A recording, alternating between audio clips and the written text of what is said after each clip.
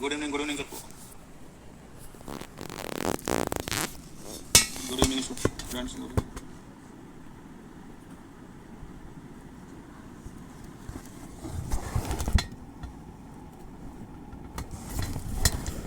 बहुत दिनों बाद क्लास चली है ना।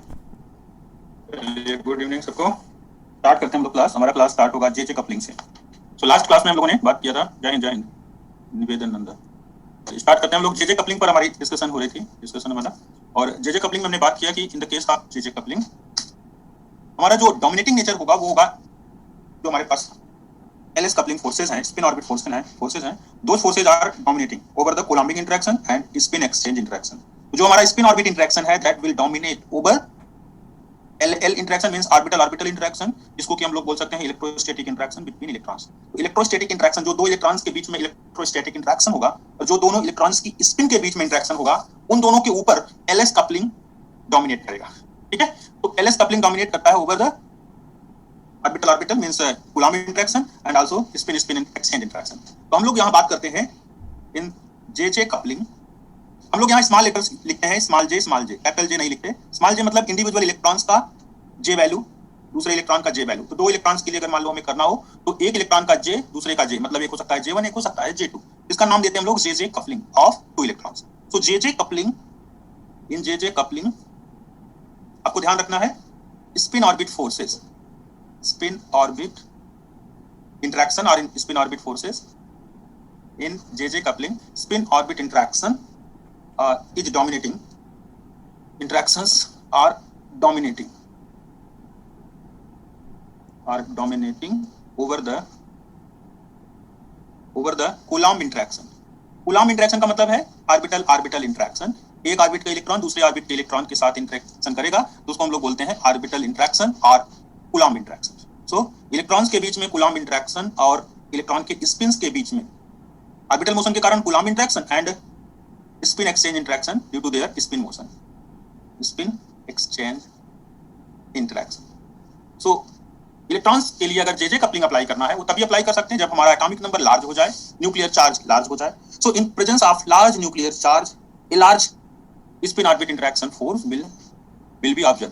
तो स्पिन ऑर्बिट जो फोर्स होगा वो डोमिनेट करने लगेगा जब आप लार्ज एटॉमिक नंबर का एलिमेंट लोगे। लार्ज एटॉमिक नंबर का मतलब है कि जब ZE लार्ज होगा तो न्यूक्लियर चार्ज बढ़ेगा, न्यूक्लियर चार्ज इंक्रीज हो जाएगा, बढ़ने लगेगा।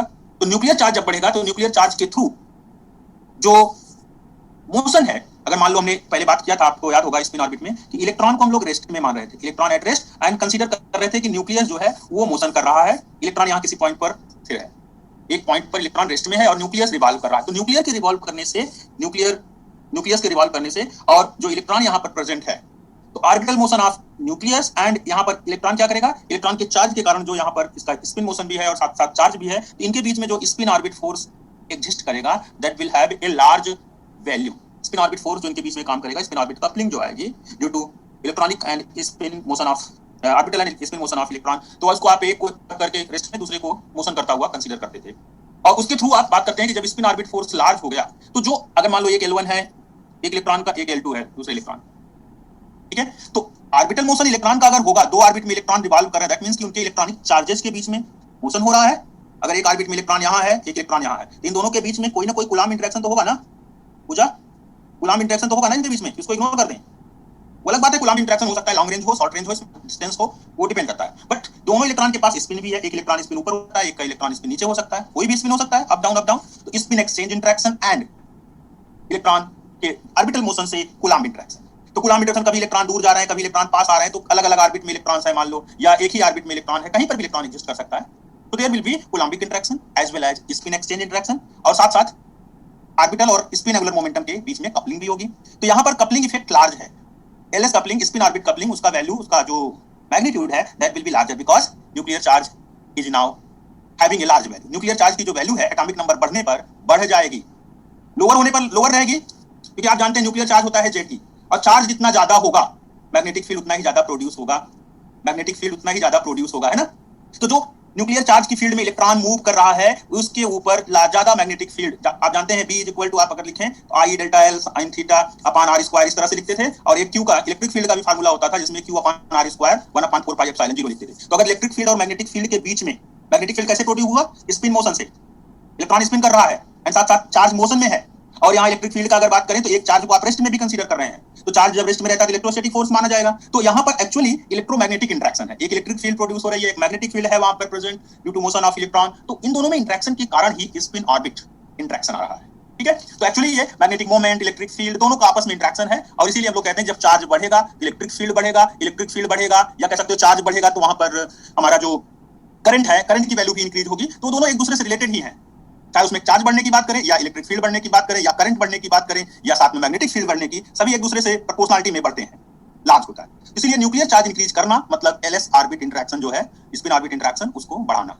और स्पिन ऑर्बिट इंटरेक्शन अगर लार्ज होगा तो आपका जो एक एक इलेक्ट्रॉन है उनके L1 S1 ये तुरंत सम होकर के J1 दे देगा, दूसरा इलेक्ट्रॉन L2 S2 ये सम होकर के तुरंत J2 दे देगा। क्यों? क्योंकि L और S के बीच में इंटरेक्शन बहुत लार्ज है, बहुत लार्ज मैग्नीट्यूड का है, डोमिनेटिंग है।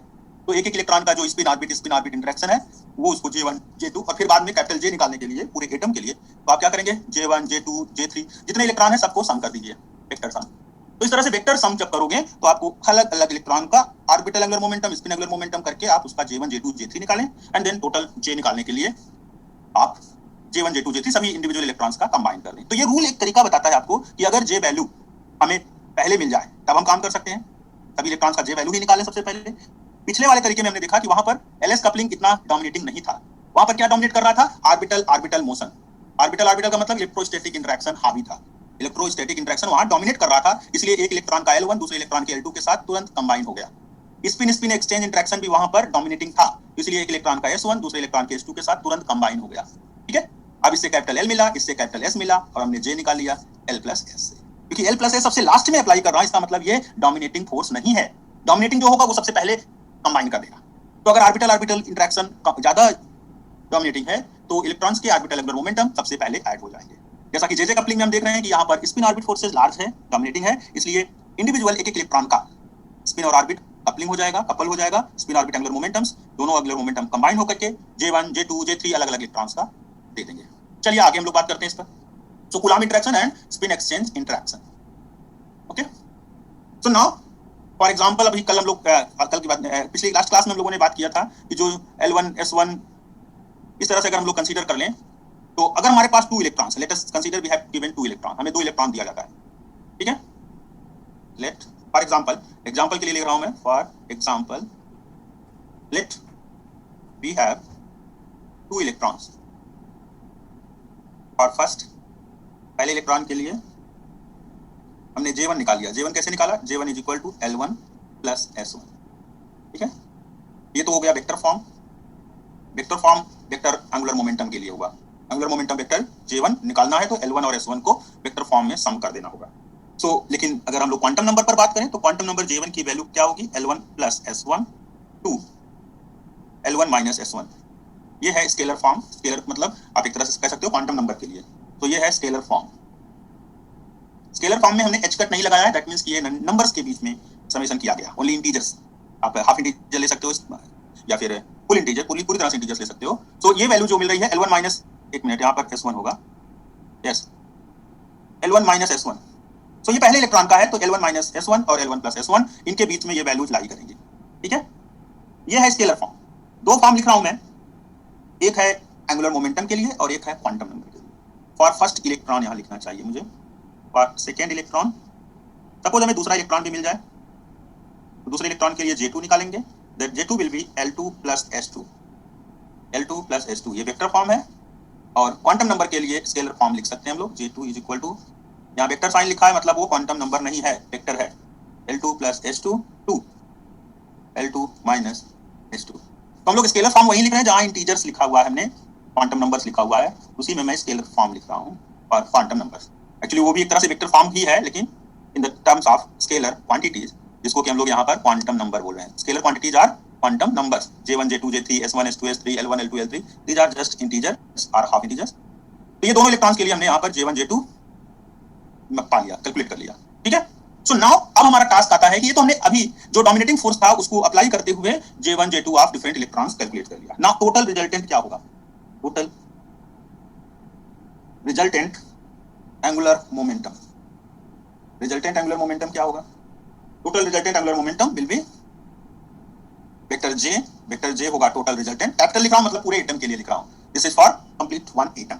तो इसमें अगर 2 इलेक्ट्रॉन्स थे तो दोनों इलेक्ट्रॉन्स में एक का J1 दूसरे का J2, ये दोनों इंडिविजुअल वेक्टर्स हैं, तीनों को कंबाइन कर दिया तो ये आ गया capital J for one atom is equal to J1 for first atom first electron, J2 for second electron. इनके वेक्टर सम को हमने यहाँ पर रिप्रेजेंट कर दिया। So now this is vector form. ये J is equal to J1 plus J2, ये vectorial sum है, vector law of addition follow किया। अब इसको रिप्रेजेंट करना है इसके मैग्नीट्यूड के लिए विथ मैग्नीट्यूड। द मैग्नीट्यूड क्या होगा, तो मैं पेज चेंज करता हूं। सो मैग्नीट्यूड हो जाएगा J1 plus J2 quantum number, J1 plus J2 to J1 minus J2 quantum numbers. So with magnitude is mod J हो जाएगा, this is equal to under root J plus 1 H cut, where J is equal to, आप देख रहे हैं magnitude, मैंने vector का magnitude लिखा है। और आप जानते हैं एंगुलर मोमेंटम और प्लांक कांस्टेंट का यूनिट एक ही होता है, joule into second. Planck constant as well as angular momentum both have same unit. So where J is quantum number, J is equal to J1 plus J2 to J1 minus J2। तो this is mod and this is vector. Mod मैं इसलिए लिखता हूं क्योंकि हो सकता है कि क्वांटिटी नेगेटिव आए, तो कभी भी आप किसी क्वांटम नंबर को, चाहे वो L हो, S हो, J हो, कोई क्वांटम नंबर आप नेगेटिव नहीं लेंगे। Always quantum number will be positive. उसका प्रोजेक्शन नेगेटिव पॉजिटिव हो सकता है। प्रोजेक्शन आप समझते हैं, JZ, LZ, SZ, MJ, ML, MS, ये नेगेटिव हो सकते हैं, लेकिन क्वांटम नंबर J लिखा हो, L लिखा हो, S लिखा हो, ये ऑलवेज पॉजिटिव ही लिए जाएंगे। इसीलिए मैंने जब भी माइनस वाला टर्म लिखा होगा तो उसके साथ मॉड जरूर लगाया होगा। सो मॉड क्या होता है, फिर पॉजिटिव कर देगा। लेकिन इसका अगर प्रोजेक्शन की बात करें MJ, ML, तो वो नेगेटिव पॉजिटिव दोनों हो सकते हैं। पॉजिटिव नेगेटिव दोनों तरह से पॉसिबिलिटीज होती है। तो प्रोजेक्शन में पॉजिटिव नेगेटिव बन सकता है, बट L और J और S तीनों वेक्टर्स अगर रहेंगे या उनके क्वांटम नंबर्स रहेंगे तो कभी नेगेटिव नहीं लेना है। वेक्टर में मैग्नीट्यूड आपको लेना पड़ेगा, तो मैग्नीट्यूड ऑलवेज पॉजिटिव ही मेंशन करना है। ओके, इसलिए मैंने J में कभी नेगेटिव नहीं लगाया, ना ही L में ना ही S में। ये ध्यान रखना है आपको। बहुत बार स्टूडेंट्स के माइंड में होता है कि नेगेटिव भी आ सकता है, लेकिन नेगेटिव नहीं लेंगे, ठीक है। सो नाउ नेक्स्ट है, इसमें JJ कपलिंग में टर्म कैसे रिप्रेजेंट करेंगे। So in case of JJ coupling the terms means spectroscopic terms are defined as. कैसे डिफाइन करेंगे, डिफाइंड एज, तो आप एक कर्ली ब्रैकेट यूज करें। कर्ली ब्रैकेट के अंदर आप लिखें J1 पहला, J2 दूसरा। 2 इलेक्ट्रॉन है तो दोनों के लिए J1 J2 यहां लिख दिया। एंड देन इसके आउटसाइड एक सबस्क्रिप्ट लिखें, सफिक्स कह सकते हो या सबस्क्रिप्ट कह सकते हो, जिसकी वैल्यू होगी J1 plus J2 to J1 minus J2। यहाँ पर सबस्क्रिप्ट में आपको J1 माइनस J2 और J1 प्लस J2 से दोनों के बीच में जो इंटीग्रल वैल्यू के साथ डिफरेंस आएगा सबको J वैल्यू लिख देना है। Those are all J values. तो ये J वैल्यूज यहाँ पर हो जाएंगे, ठीक है। तो ये हम लोगों को याद रखना है, ध्यान रखना है कि टर्म वैल्यू LS कपलिंग में अलग तरीके से और यहाँ अलग तरीके से लिखा जाता है। लेकिन इतना श्योर है कि जो टर्म्स वहां पर मिलेंगे LS कपलिंग अप्लाई करने से सेम उसी तरह के टर्म्स यहाँ भी मिलेंगे, बिकॉज L और S वहां पर पहले LS कपल होंगे अलग अलग और फिर J मिलेगा। इस वाले में क्या होगा, L1 S1, L2 S2, L3 S3, ये सभी कंबाइन होकर के आपको J1 J2 J3 देंगे। तो आप दो का कॉम्बिनेशन बना करके J1 J2 J2 J3 J3 J4 इस तरह से आप वैल्यूज को लिख देंगे, तो उसको बोलेंगे दीज आर टर्म्स, और उसको कर्ली ब्रैकेट में लिखना है। ये अलग स्टाइल है लिखने का, जस्ट एक नया तरीका है एक्सप्लेन करने का। तो टर्म्स का मतलब ये नहीं है कि वो टर्म्स ये आप LS कपलिंग लगाएं या JJ कपलिंग अलग लगाएगा, जस्ट लिखने के तरीके में हमने थोड़ा चेंजेस कर दिए हैं। बट अगर आप किसी पर्टिकुलर इलेक्ट्रॉन के लिए, किसी पर्टिकुलर एटम के लिए, 2 इलेक्ट्रॉन्स के लिए आप टर्म निकालना चाहें तो both LS coupling and JJ coupling gives you same result, same number of spectroscopic terms are possible। मतलब सेम नंबर J वैल्यूज के मिलेंगे। अगर यहाँ 4 वैल्यू J की मिल रही हैं तो आपके LS कपलिंग वाले में 4 ही टर्म्स मिलेंगे। टर्म मतलब जितने टर्म उतने J वैल्यू। यहाँ 4 वैल्यू J की है, दैट मींस कि 4 टर्म मिल रहे हैं, और यहाँ पर भी आपके पिछले वाले में भी जो हमने LS कपलिंग बनाया उसमें भी 4 ही रहेंगे। तो नंबर ऑफ टर्म्स चेंज नहीं होगा कि आप एक कपलिंग स्कीम ले रहे हैं, दूसरी स्कीम ले रहे हैं, लेकिन वो केसेस अलग अलग केसेस के लिए हो जाता है, एक हाई एटॉमिक नंबर, एक लो एटॉमिक नंबर के लिए, ठीक है। उसी के लिए बस उतना ही रहता है। उसमें न्यूक्लियर चार्ज लार्ज है, न्यूक्लियर चार्ज लार्ज है, इसलिए वहां पर LS कपलिंग इंटरेक्शन डोमिनेटिंग है, इतना ध्यान रखना है JJ कपलिंग में। Otherwise terms will be same, J value will be same. अगर आप इसके ऊपर 2 इलेक्ट्रॉन्स के लिए अप्लाई करना चाहें LS कपलिंग JJ कपलिंग, तो आप वैल्यूज मिल जाएंगे। जैसे अब बात करूं मैं, अगर आप 2p2 लेते हो तो कहते हो ये कार्बन का है, लेकिन यही मैं अगर 6p2 लिख दूं तो कहोगे ये एटॉमिक नंबर लार्ज अगर कोई मटेरियल में है तब ये पॉसिबिलिटी है, लार्ज एटॉमिक नंबर वाले में ये पॉसिबल होगा। या मैं 7p2 लिख दूं, 8p2 लिख दूं, तो कब आएगा ये कॉन्फ़िगरेशन, जब आपका एटॉमिक नंबर लार्ज रहेगा। और ये कब मिलेगा, जब कार्बन जैसे एलिमेंट्स हो Z = 6 वाले। हो सकता है ये Z = 50 वाले एलिमेंट में मिले, या Z = 55 वाले एलिमेंट में मिले 6p2, हो सकता है ना पॉसिबिलिटी। तो यहाँ पर मेरे पास हो सकता है 7s2 मिल जाए, या 8f3 मिल जाए, 9f2 मिल जाए, तो कुछ भी पॉसिबिलिटी मिल सकती है। तो हाई एटॉमिक नंबर में ऐसा नहीं है कि अब टर्म्स अलग अलग हो जाएंगे। भाई यहाँ पे p2 के लिए किया, यहाँ p2 के लिए चेंज क्या हुआ, ओनली प्रिंसिपल क्वांटम नंबर का ही तो चेंजिंग है। अदरवाइज तो यहाँ 2 और यहाँ 6 वही है चेंज, P2 दो इक्विवेलेंट इलेक्ट्रॉन यहाँ पर, 2p2 में दो इक्विवेलेंट इलेक्ट्रॉन, और 7p2 अगर लिया तो दो इक्विवेलेंट इलेक्ट्रॉन यहाँ भी है। तो चेंजिंग किसकी हुई? प्रिंसिपल क्वांटम नंबर की। और उसको आप लोग जानते हैं स्पेक्ट्रोस्कोपिक टर्म में हम लोग प्रिंसिपल क्वांटम नंबर को कोई इंपॉर्टेंस नहीं देते, कैलकुलेशन में भी कोई उसका जिक्र नहीं रहता। तो इसलिए हम लोग यहाँ पर ये ध्यान रखेंगे कि चाहे एलएस कपलिंग लगाएं या JJ coupling, terms will be same.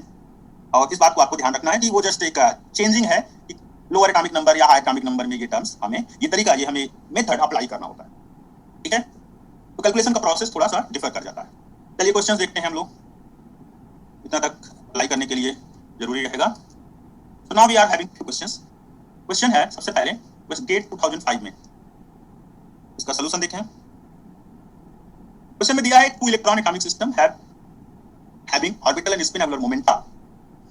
Spin angular momenta लिखा है तो ये वेक्टर्स के साथ ही कंसीडर करना चाहिए था, लेकिन एक्चुअली ये L1 L2 लिख दिया है, S1 S2 लिख दिया है, ठीक है। तो ये L1, ये L2, ये S1, ये S2, ये L1 L2 दोनों एटॉमिक इलेक्ट्रॉन्स जो है, एटम के अंदर दोनों इलेक्ट्रॉन्स हैं, उनके लिए L1 L2 क्या है? Orbital angular momentum. S1 S2 भी स्पिन एंगुलर मोमेंटम है। यहाँ वेक्टर साइन रिप्रेजेंट नहीं किया है, ध्यान रखना है कि ये मोमेंटा लिखा हुआ है, स्पिन एंगुलर मोमेंटम है, orbital angular momentum. So now ये बोल रहे हैं कि इनकी जो कपलिंग स्ट्रेंथ है, कपलिंग स्ट्रेंथ कौन सी है? L1 L2 का कपलिंग हुआ, S1 S2 का coupling, L1 S1, L2 S2, L1 S2, L2 S1। तो आप देख रहे हैं कि ये कपलिंग स्ट्रेंथ क्या रिप्रेजेंट कर रहा है कि अगर L1 L2 कंबाइन करूं, L1 प्लस L2 कंबाइन करने का मतलब ये होगा S1 S2, S1 plus S2, L1 S1, L2 S2, ये इंडिविजुअल इलेक्ट्रॉन्स का हो जाएगा। So for LS coupling, coupling strength किसका लार्ज होगा? L के बीच में कपलिंग लार्ज होगी जब LS कपलिंग की बात करेंगे, S के बीच में कपलिंग लार्ज होगी जब हम लोग spin orbit interaction LS coupling की बात करेंगे। So for LS coupling, LS coupling में जो प्रोसेस सबसे पहले किया जाता है वो डोमिनेटिंग नेचर है। तो डोमिनेटिंग नेचर किसका होगा? L1 L2 के, ये फोर्स लार्ज होता है। और क्या लार्ज रहेगा? S1 S2 भी लार्ज होगा, ठीक है। तो these two interactions, these two coupling strengths are greater than, किससे ग्रेटर है?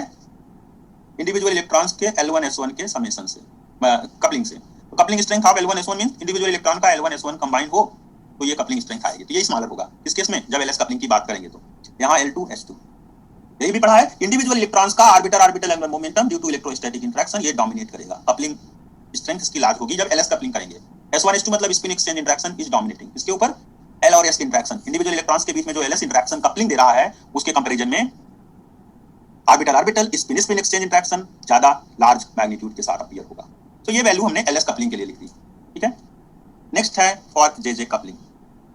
JJ कपलिंग में ये उल्टा हो जाएगा, जो एरो का साइन है वो चेंज हो जाता है। तो ये हो जाएगा coupling strength between L1 S1 और L2 S2, this will be greater than L1 L2 and S1 S2। तो कॉमा लगा देते हैं अभी इसमें हम लोग। आप एक एक को भी लिख सकते हैं, आप कंबाइन करके जैसे क्वेश्चन में फॉर्मूले में एक ऑप्शन में लिखा वैसा भी मेंशन कर सकते हो। आप सिंगल सिंगल भी लिख सकते हो, सिंगल सिंगल लिखने में 4 लाइन लिखनी पड़ेगी, ठीक है। तो आप यहाँ पर 4 लाइनों में एक्सप्लेन कर सकते हो, चाहो तो एक ही लाइन में एक एक को एक्सप्लेन कर दो। ओनली अंडरस्टूड होना चाहिए कि हमें जो कपलिंग स्ट्रेंथ है वो लार्ज करनी है। तो मैं चाहे तो इसको कंपेयर करता इसके साथ तो बोलता this is greater than this, मैं इसको कंपेयर करता इसके साथ तो बोलता this is greater than this. तो इसमें मुझे एक्चुअली 4 स्टेटमेंट साइमल्टेनियसली एक साथ लिखना पड़ रहा है, ठीक है। साइमल्टेनियसली 4 टाइप के कपलिंग स्ट्रेंथ्स को कंपेयर कर रहा हूं मैं और उसको दिखा रहा हूं मैं एक सिंगल लाइन से, इसलिए मैंने कॉमा लगा दिया है। ऐसा नहीं है कि ये कॉमा लगाने से चेंज हो गया, बट ये है कि L1 L2 के बीच का इंटरेक्शन L1 S1 के इंटरेक्शन से लार्ज है। S1 S2 का इंटरेक्शन, ये इंटरेक्शन इससे भी लार्ज है, इससे भी लार्ज है, और ये इंटरेक्शन इससे भी लार्ज है, इससे भी लार्ज है। ये समझ में आना चाहिए आपको, इसीलिए मैंने 2 बार 3 बार इसको एक्सप्लेन कर दिया। जस्ट कपलिंग स्ट्रेंथ जो हमने अभी बात किया था उसी के बेस पर ये ऑप्शन, कौन सा ऑप्शन करेक्ट होगा पर्टिकुलर क्वेश्चन के लिए? व्हिच ऑप्शन इज करेक्ट बताइए? Option B, very good. So L1 S1 के बीच का कपलिंग, L2 S2 के बीच का कपलिंग, ये दोनों ही कपलिंग्स ग्रेटर होंगे ऑर्बिटल और स्पिन कपलिंग के ऊपर, ठीक है। So option B is correct here for J coupling. J coupling का पूछ रहा है, option B correct, option B is correct. Question पूछना है तो ऑप्शन में डाल सकते हैं, मैं आफ्टर क्लास डाउट लूंगा, ठीक है। तो नेक्स्ट क्वेश्चन है क्वेश्चन नंबर 45, सॉल्यूशन देखते हैं। तो here we have configuration 2s1 3d1। तो अब यहां पर हमारे पास 2 इलेक्ट्रॉन्स हैं और फर्स्ट इलेक्ट्रॉन L1 कितना है? यहां पर 2s1 है, L1 का वैल्यू 0 हो गया। एक सिंगल इलेक्ट्रॉन है, इसका मतलब S1 की वैल्यू हाफ है, और इसे J1 कितना आएगा? और फिर second electron, for second electron L2 का वैल्यू 3d1 है तो L2 का वैल्यू 2 हो गया H2। स्पिन सिंगल इलेक्ट्रॉन होगा तो स्पिन तो हाफ होनी ही है 1/2, तो दिस J2 वैल्यू क्या होगा आपने पढ़ा J1 equal to L1 plus S1 2 L1 minus S1। ठीक है, तो J1 की वैल्यू क्या आएगी? J1 की वैल्यू क्या आएगी? J1 की वैल्यू आएगी आपके पास यहाँ 0 plus half to 0 minus half, that means only half. 0 plus half to 0 minus half आएगा। यहाँ पर 2 plus half to 2 minus half, 2 plus half से 2 माइनस हाफ तक की वैल्यू जाएंगी। 2 प्लस हाफ का मतलब है 5/2 और 2 माइनस हाफ का मतलब है 3/2। तो यहाँ पर हमारे पास दो टाइप के J1 J2 वैल्यूज हैं। एक है हाफ, J1 का वैल्यू हाफ है तो J2, so for J1 is equal to half and J2 is equal to 3/2। Term क्या होगा? Term is given by, term क्या होगा? J1 J2 half 3/2। तो J1 को पहले मैंने लिख दिया और J2 को बाद में कॉमा लगा करके सेपरेट कर दिया। तो यहाँ पर हाफ प्लस 3/2 और हाफ माइनस 3/2, तो यहाँ 1 और 2 आ जाएगा। ठीक है, and for J1 is equal to half and J2 is equal to 5/2। Value of term क्या होगा? टर्म हो जाएगा हाफ 5/2। हाफ और 5/2 से क्या होगा? 5/2 प्लस 1/2 मतलब 3 और 5/2 माइनस हाफ 2 एंड 3, 2 3 2 1। तो ऑप्शन ए करेक्ट हो रहा है, जैसा कि श्रीनिवास ने लिखा है एंड श्रीधर शिवम इन सब ने लिखा ऑप्शन ए करेक्ट। तो चेक कर लीजिए, किसी को डाउट है ऊपर? कोई बात नहीं, 2 1 लिखो या 1 2, नो इशू, कोई प्रॉब्लम नहीं है। आप डिक्रीजिंग ऑर्डर में लिख सकते हैं, इंक्रीजिंग ऑर्डर में लिख सकते हैं, कोई नेसेसरी नहीं है। कोई जरूरी नहीं है कि आप पहले J1 कैपिटल J की वैल्यू किसी भी ऑर्डर में, इंक्रीजिंग और decreasing, in any order you can write. आपको जस्ट आंसर मेंशन करना है। कैपिटल J की वैल्यू जरूरी नहीं है कि ऑलवेज डिक्रीजिंग ऑर्डर में ही लिखा जाए, इंक्रीजिंग में भी लिख सकते हो। आप इसको 1 2 को 2 1 लिखोगे तो कोई वैल्यू चेंज नहीं हो जाएगी, या इसको 3 2 लिखोगे तो कोई चेंजिंग नहीं आएगी, because these are just quantum numbers. Order कभी इसमें चेंज नहीं लाएगा। ठीक है, इसलिए मैंने चेंज करके लिखा है, क्योंकि ऑप्शन में 2 1 मैंने 1 2 लिख दिया, जिससे कि आपको समझ में रहे कि यहाँ पर कोई प्रॉब्लम नहीं आती। क्या लिख रहे हैं अंकित? अरे भाई यहाँ पे ध्यान दो, यहाँ J1 पहले J2 बाद में लिखना है, ये ध्यान दो। यहाँ J1 J2 आप पहला इलेक्ट्रॉन इसको मानोगे, दूसरा इलेक्ट्रॉन इसको। ओके, स्मॉल j को आप इंक्रीजिंग ऑर्डर ब्रैकेट में नहीं लिख रहे हैं, आप पहले इलेक्ट्रॉन का लिख रहे हो। J1 पहले इलेक्ट्रॉन का है, J2 दूसरे इलेक्ट्रॉन का है, ध्यान रखना। J2 मतलब 2 सेकंड नंबर इलेक्ट्रॉन, J1 मतलब फर्स्ट इलेक्ट्रॉन, तो फर्स्ट इलेक्ट्रॉन 2s1 है, इसलिए ब्रैकेट में पहला J1 हाफ है। यहाँ पर देखोगे एक में 3/2 है, एक में हाफ है, एक में 3/2 लिखा है, एक में हाफ लिखा है। इसका मतलब J1 की वैल्यू ये यहाँ पर 3/2 एंड हाफ है क्या? ऐसा नहीं है ना। और फिर J2 का वैल्यू क्या है? J2 का वैल्यू एक में हाफ है, एक में 5/2 है, ये भी नहीं है। इसलिए ऑप्शन डी को आप करेक्ट नहीं मानेंगे, आप वही ऑर्डर कंसीडर करेंगे जिस ऑर्डर में क्वेश्चन में लिख दिया। क्वेश्चन में लिखा है J1, J2, पहला इलेक्ट्रॉन का पहले, दूसरा इलेक्ट्रॉन का बाद में, और वही ऑर्डर आपको फॉलो कर लेना है। ओके, तो ये वैल्यू आपको मिल रही है। चलिए, ये तो हम लोगों ने कैलकुलेशन कर लिया। अरे कैलकुलेट कैसे किया? ये कैपिटल J की वैल्यू J1 प्लस J2 से J1 माइनस J2 लिख दिया, तो अंदर का समेशन और सब्ट्रैक्शन दोनों के बीच का डिफरेंस निकाल दिया। तो हाफ और 3/2 का समेशन कितना दे रहा है? हाफ और 3/2 2 दे रहा है, और सब्ट्रैक्शन 1 दे रहा है।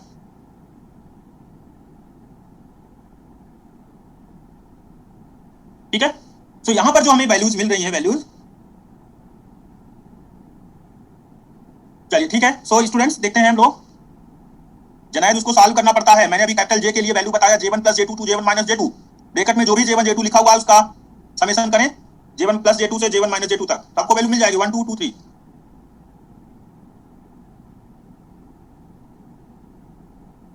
चलिए ठीक है, तो next is question number 10। Here for question number 10 solution क्या होगा? S is always half for 1 electron, only 1 electron होगा तभी हाफ लिखेंगे स्पिन की वैल्यू, सिंगल इलेक्ट्रॉन है spin half. So find the ground state term for following atoms, question number 10 है। तो मुझे एक एक का आंसर बताते जाएं आप लोग, मैं कैलकुलेट नहीं करने जा रहा हूं, आपको कैलकुलेट कराया गया है ऑलरेडी। तो फॉर 7n14 क्या टर्म है? Ground state term, ground state term 4s 3/2, is it correct? क्या ये करेक्ट है? 4s 3/2। For 6c12 ground state term is 3p0. Third one is for 8o16 ground state term क्या है? 3p2। Check करते जाइए क्या ये सभी करेक्ट हैं। Fourth for 11 sodium 24. What is the term? Term is 2s half. ठीक है, उसके बाद next fifth for C star क्या होगा? For C star and for N star. Star लिखा है मतलब एक्साइटेड स्टेट को रिप्रेजेंट करके आपको कैलकुलेशंस परफॉर्म करनी है. तो आप एक्साइटेड स्टेट लेकर के इसको सॉल्व कर लोगे. तो जब सी का स्टार आएगा, सी स्टार एंड नेक्स्ट है और सोडियम स्टार. ये एक्साइटेड स्टेट के लिए कॉन्फ़िगरेशन बतानी है. तो what will be the configuration of excited state of carbon? Carbon के एक्साइटेड स्टेट का कॉन्फ़िगरेशन क्या होगा? हम लोग ओनली ग्राउंड स्टेट को बता रहे हैं अब तक. अब इसमें एक क्वेश्चन में एक्साइटेड स्टेट को पूछा है. तो what is the term value, term spectroscopic term for C star? तो आप जब कार्बन की बात करते हैं तो 3p0 क्या आता है?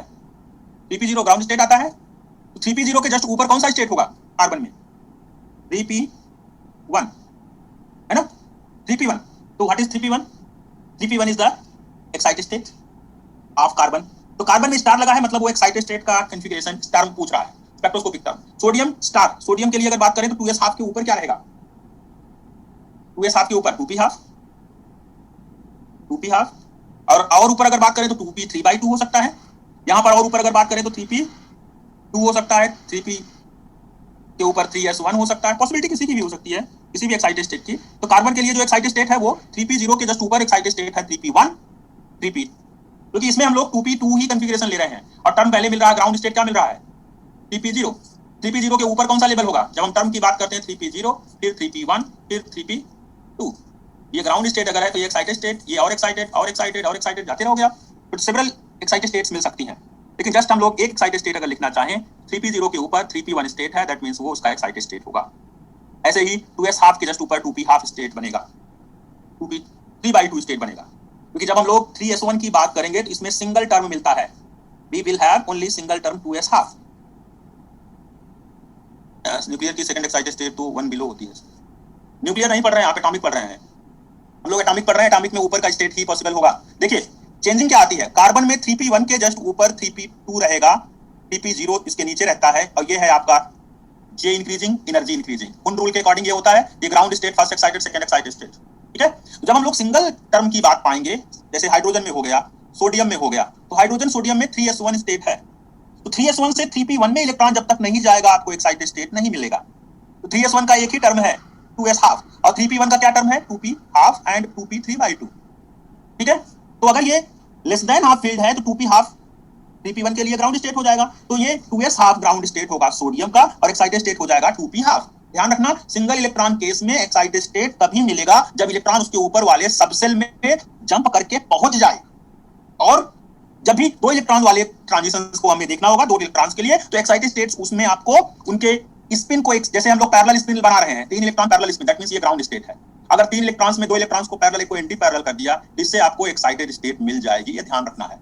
2 इलेक्ट्रॉन्स ऊपर की तरफ स्पिन रख रहे हैं, एक डाउन की तरफ, दैट मींस ये ग्राउंड स्टेट तो नहीं है. तो ग्राउंड स्टेट वाले के कंपैरिजन में ये स्टेट को हम लोग एक्साइटेड स्टेट मान लेंगे. ठीक है. तो यहाँ न्यूक्लियर की तरह अप्लाई मत करें, हमारे पास एटॉमिक के ही रूल्स बहुत हैं. न्यूक्लियर में ये रूल्स इंपोज किए जाते हैं विद फ्यू एक्सेप्शंस. कुछ एक्सेप्शंस के साथ इनको इंपोज किया जाता है. वहां पर ओनली इन्वर्टेड वाला ही दिखता है. हमारे में नॉर्मल और इन्वर्टेड दोनों ऑर्डर मिलते हैं. For less than half field, for more than half field, we will have 2 different types of spectroscopic terms. लेकिन वहां न्यूक्लियर में होता है इन्वर्टेड ऑर्डर. वहां 2p 3/2 अगर मान लेंगे तो वहां 2 नहीं लिखते, वहां 1p 3/2 लिखते हैं. तो 1p 3/2 की एनर्जी लोअर रहेगी, 1p हाफ की एनर्जी हायर रहेगी. ठीक है. 1p half will have large energy in comparison to 1p 3/2. लेकिन हमारे में जो 2p 3/2 होगा और 2p हाफ जो होगा, ये हुन रूल से चलता है. लेस देन हाफ फील्ड तो ये ग्राउंड स्टेट, मोर देन हाफ फील्ड तो ये ग्राउंड स्टेट, ये लो एनर्जी स्टेट. ठीक है. ये ध्यान रखना है. इस पर बहुत सारे क्वेश्चंस, बहुत सारी बातें हमने पहले कर रखी हैं, इसलिए मैं बहुत ज्यादा डिटेल में नहीं अभी बोलूंगा. डाउट सेक्शन में पूरा पूछ सकते हैं आप लोग. क्वेश्चंस अपने लिख के रखा करें. आफ्टर क्लास आधा घंटा 1 घंटा जो भी डिस्कस करने का हो, इवनिंग का टाइम है इसलिए कोई इशू नहीं है. चलिए ये क्वेश्चन हमने बना लिया, सॉल्व कर लिया. सो नेक्स्ट क्वेश्चन है question number 26. Which one of the following is an electric dipole transition? कौन सा इलेक्ट्रिक डाइपोल ट्रांजिशन है? इसमें इलेक्ट्रिक डाइपोल ट्रांजिशन पॉसिबल हो रहा है, बताएं. तो ऑप्शन यहां पर यस, ऑप्शन बी 2p 3/2 से लेकर 2d 5/2 तक. यही ट्रांजिशन यहाँ पर करेक्ट हो पाएगा। और ट्रांजिशंस जितने भी दिखाए गए हैं ए सी डी में वो किसी न किसी एक सिलेक्शन रूल के अकॉर्डिंग फेल हो जाएंगे। और सभी ट्रांजिशंस ये जैसे इसमें बी अकेले चलेगा, ये कैंसिल हो जाएगा, ये कैंसिल हो जाएगा, ये कैंसिल हो जाएगा, because here you are having delta S not equal to zero. ठीक है, डेल्टा एस जीरो नहीं है, जबकि जीरो होना चाहिए। यहाँ पर क्या है, delta J is equal to not equal to, delta J की जो वैल्यू है वो नहीं है इक्वल, किसके इक्वल नहीं है, जीरो होना चाहिए था और प्लस माइनस वन होना चाहिए था, लेकिन यहाँ क्या है, टू आ रहा है ना। और यहाँ पर क्या है, यहाँ पर delta S not equal to zero, क्योंकि मल्टीप्लिसिटी चेंज हो रही है, इसका मतलब डेल्टा एस की वैल्यू स्पिन चेंज, स्पिन की वैल्यू में चेंज, जीरो नहीं आ रहा है, तो ओनली ऑप्शन बी करेक्ट होगा। Next question, question number 34। ये असाइनमेंट 4 का है, ध्यान रखेंगे। ये असाइनमेंट 3 का क्वेश्चन लिया है मैंने। असाइनमेंट 2 के अंदर जो क्वेश्चन थे वो लगभग सॉल्व हो चुके हैं, कुछ क्वेश्चंस बचे होंगे। असाइनमेंट 3 का क्वेश्चन ये लिया इलेक्ट्रिक डाइपोल ट्रांजिशन के लिए। ओके, प्रीवियस स्लाइड ही तो है, ये सब प्रीवियस स्लाइड ही है। ये गेट 2018 असाइनमेंट 3 में है, question number 26। Next assignment number 4। Assignment number 4 का ये क्वेश्चन है 34। क्वेश्चन पूछ रहे number of spectral lines allowed in the spectrum for the number, principal quantum number 3 है 2d और यहाँ 3 2p। तो अब इसमें आपको बताना है कि ये ट्रांजिशंस कितने टाइप का स्पेक्ट्रल लाइन देगा, कितने नंबर स्पेक्ट्रल लाइंस के होंगे। सो यहाँ पर हम लोग इसको, जब हम ये 3 स्क्वायर नहीं लिखा हुआ है, ये ध्यान देना, this is not 3 square, this is 3 2d। Typing error है, 3 थोड़ा दूर है और ये डबलेट b है, ये 3 स्क्वायर नहीं है, 3 डबलेट p लिखा हुआ है। Okay, 3 into doublet p doublet d, ये ध्यान रखना, अदरवाइज आप 3 स्क्वायर करके 9 बना दो। ठीक है, सो नाउ एक्चुअली जब हम बात करते हैं d के लिए और जब हम p की बात करते हैं तो दीज आर डबलेट्स, ये डबलेट्स हैं। डबलेट्स में कौन कौन सी डबलेट है, एक है 2d 5/2 और एक है 2d 3/2। ये क्या है, 2p 3/2 एंड 2p हाफ। ठीक है, अब इन टर्म्स के बीच में ट्रांजिशंस देखने हैं। एक्चुअली ये 2p1 कॉन्फ़िगरेशन के करस्पॉन्डिंग है और ये है 2p1 कर सकते हो या 3p1, कोई भी कर सकते हो आप। 2p के बाद ऊपर होगा 3d, d में एक इलेक्ट्रॉन जब होगा तो 2d 5/2 2d 3/2 कॉन्फ़िगरेशंस हमें रिजल्ट में मिलेगा। ठीक है, तो 3d1। So this transition, actually एक ट्रांजिशन होना चाहिए था यहाँ पर सिंगल लाइन, बट जब ये एलएस कपलिंग अप्लाई करोगे तो in case of LS coupling we will have total number of spectral line, जैसे लिखा है Punika and Rajdeep, they have written 3 lines. So let us check 5/2 से हाफ, ये ट्रांजिशन पॉसिबल है क्या, फिर ये इससे लाए, फिर ये इससे आ जाए, कौन सा पॉसिबल नहीं है, फर्स्ट नहीं होगा, यस करेक्ट है, पहला ट्रांजिशन नहीं होगा। क्यों नहीं होगा, वाई, पहला मैंने रेड कलर से कट कर दिया, क्यों नहीं होगा ये, delta J plus minus 2, yes correct, delta J is equal to +2, तो दिस इज नॉट पॉसिबल। ठीक है, डेल्टा जे की वैल्यू डिफरेंस होकर के 2 मिल रहा है, जो कि पॉसिबल नहीं है। ठीक है, तो यहां मेंशन कर देना delta J is not equal to 0 + -1, इसी बेसिस पर हम लोग इसको डिस्कार्ड कर देंगे, कैंसिल कर देंगे। तो total number of spectral lines 3 आएगा। 10 किसने लिखा था, हु हैज रिटन 10, मैं 10 देख रहा हूं किसने लिखा था अभी, एक स्टूडेंट ने। ओके, तो स्टूडेंट है योगी, योगी जी 10 लिख रहे हैं 10 आंसर। वॉइस नहीं आ रहा है, वॉइस आने के लिए 3 आएगा, यस आ रहा है, अंकित ने लिखा, साउंड आ रहा है, क्लियर है। ओके, कोई इशू नहीं, ठीक है, एक स्टूडेंट ने लिखा है इसलिए मैंने पूछा। So number of transitions are totally 3, so here we have 3 spectral lines,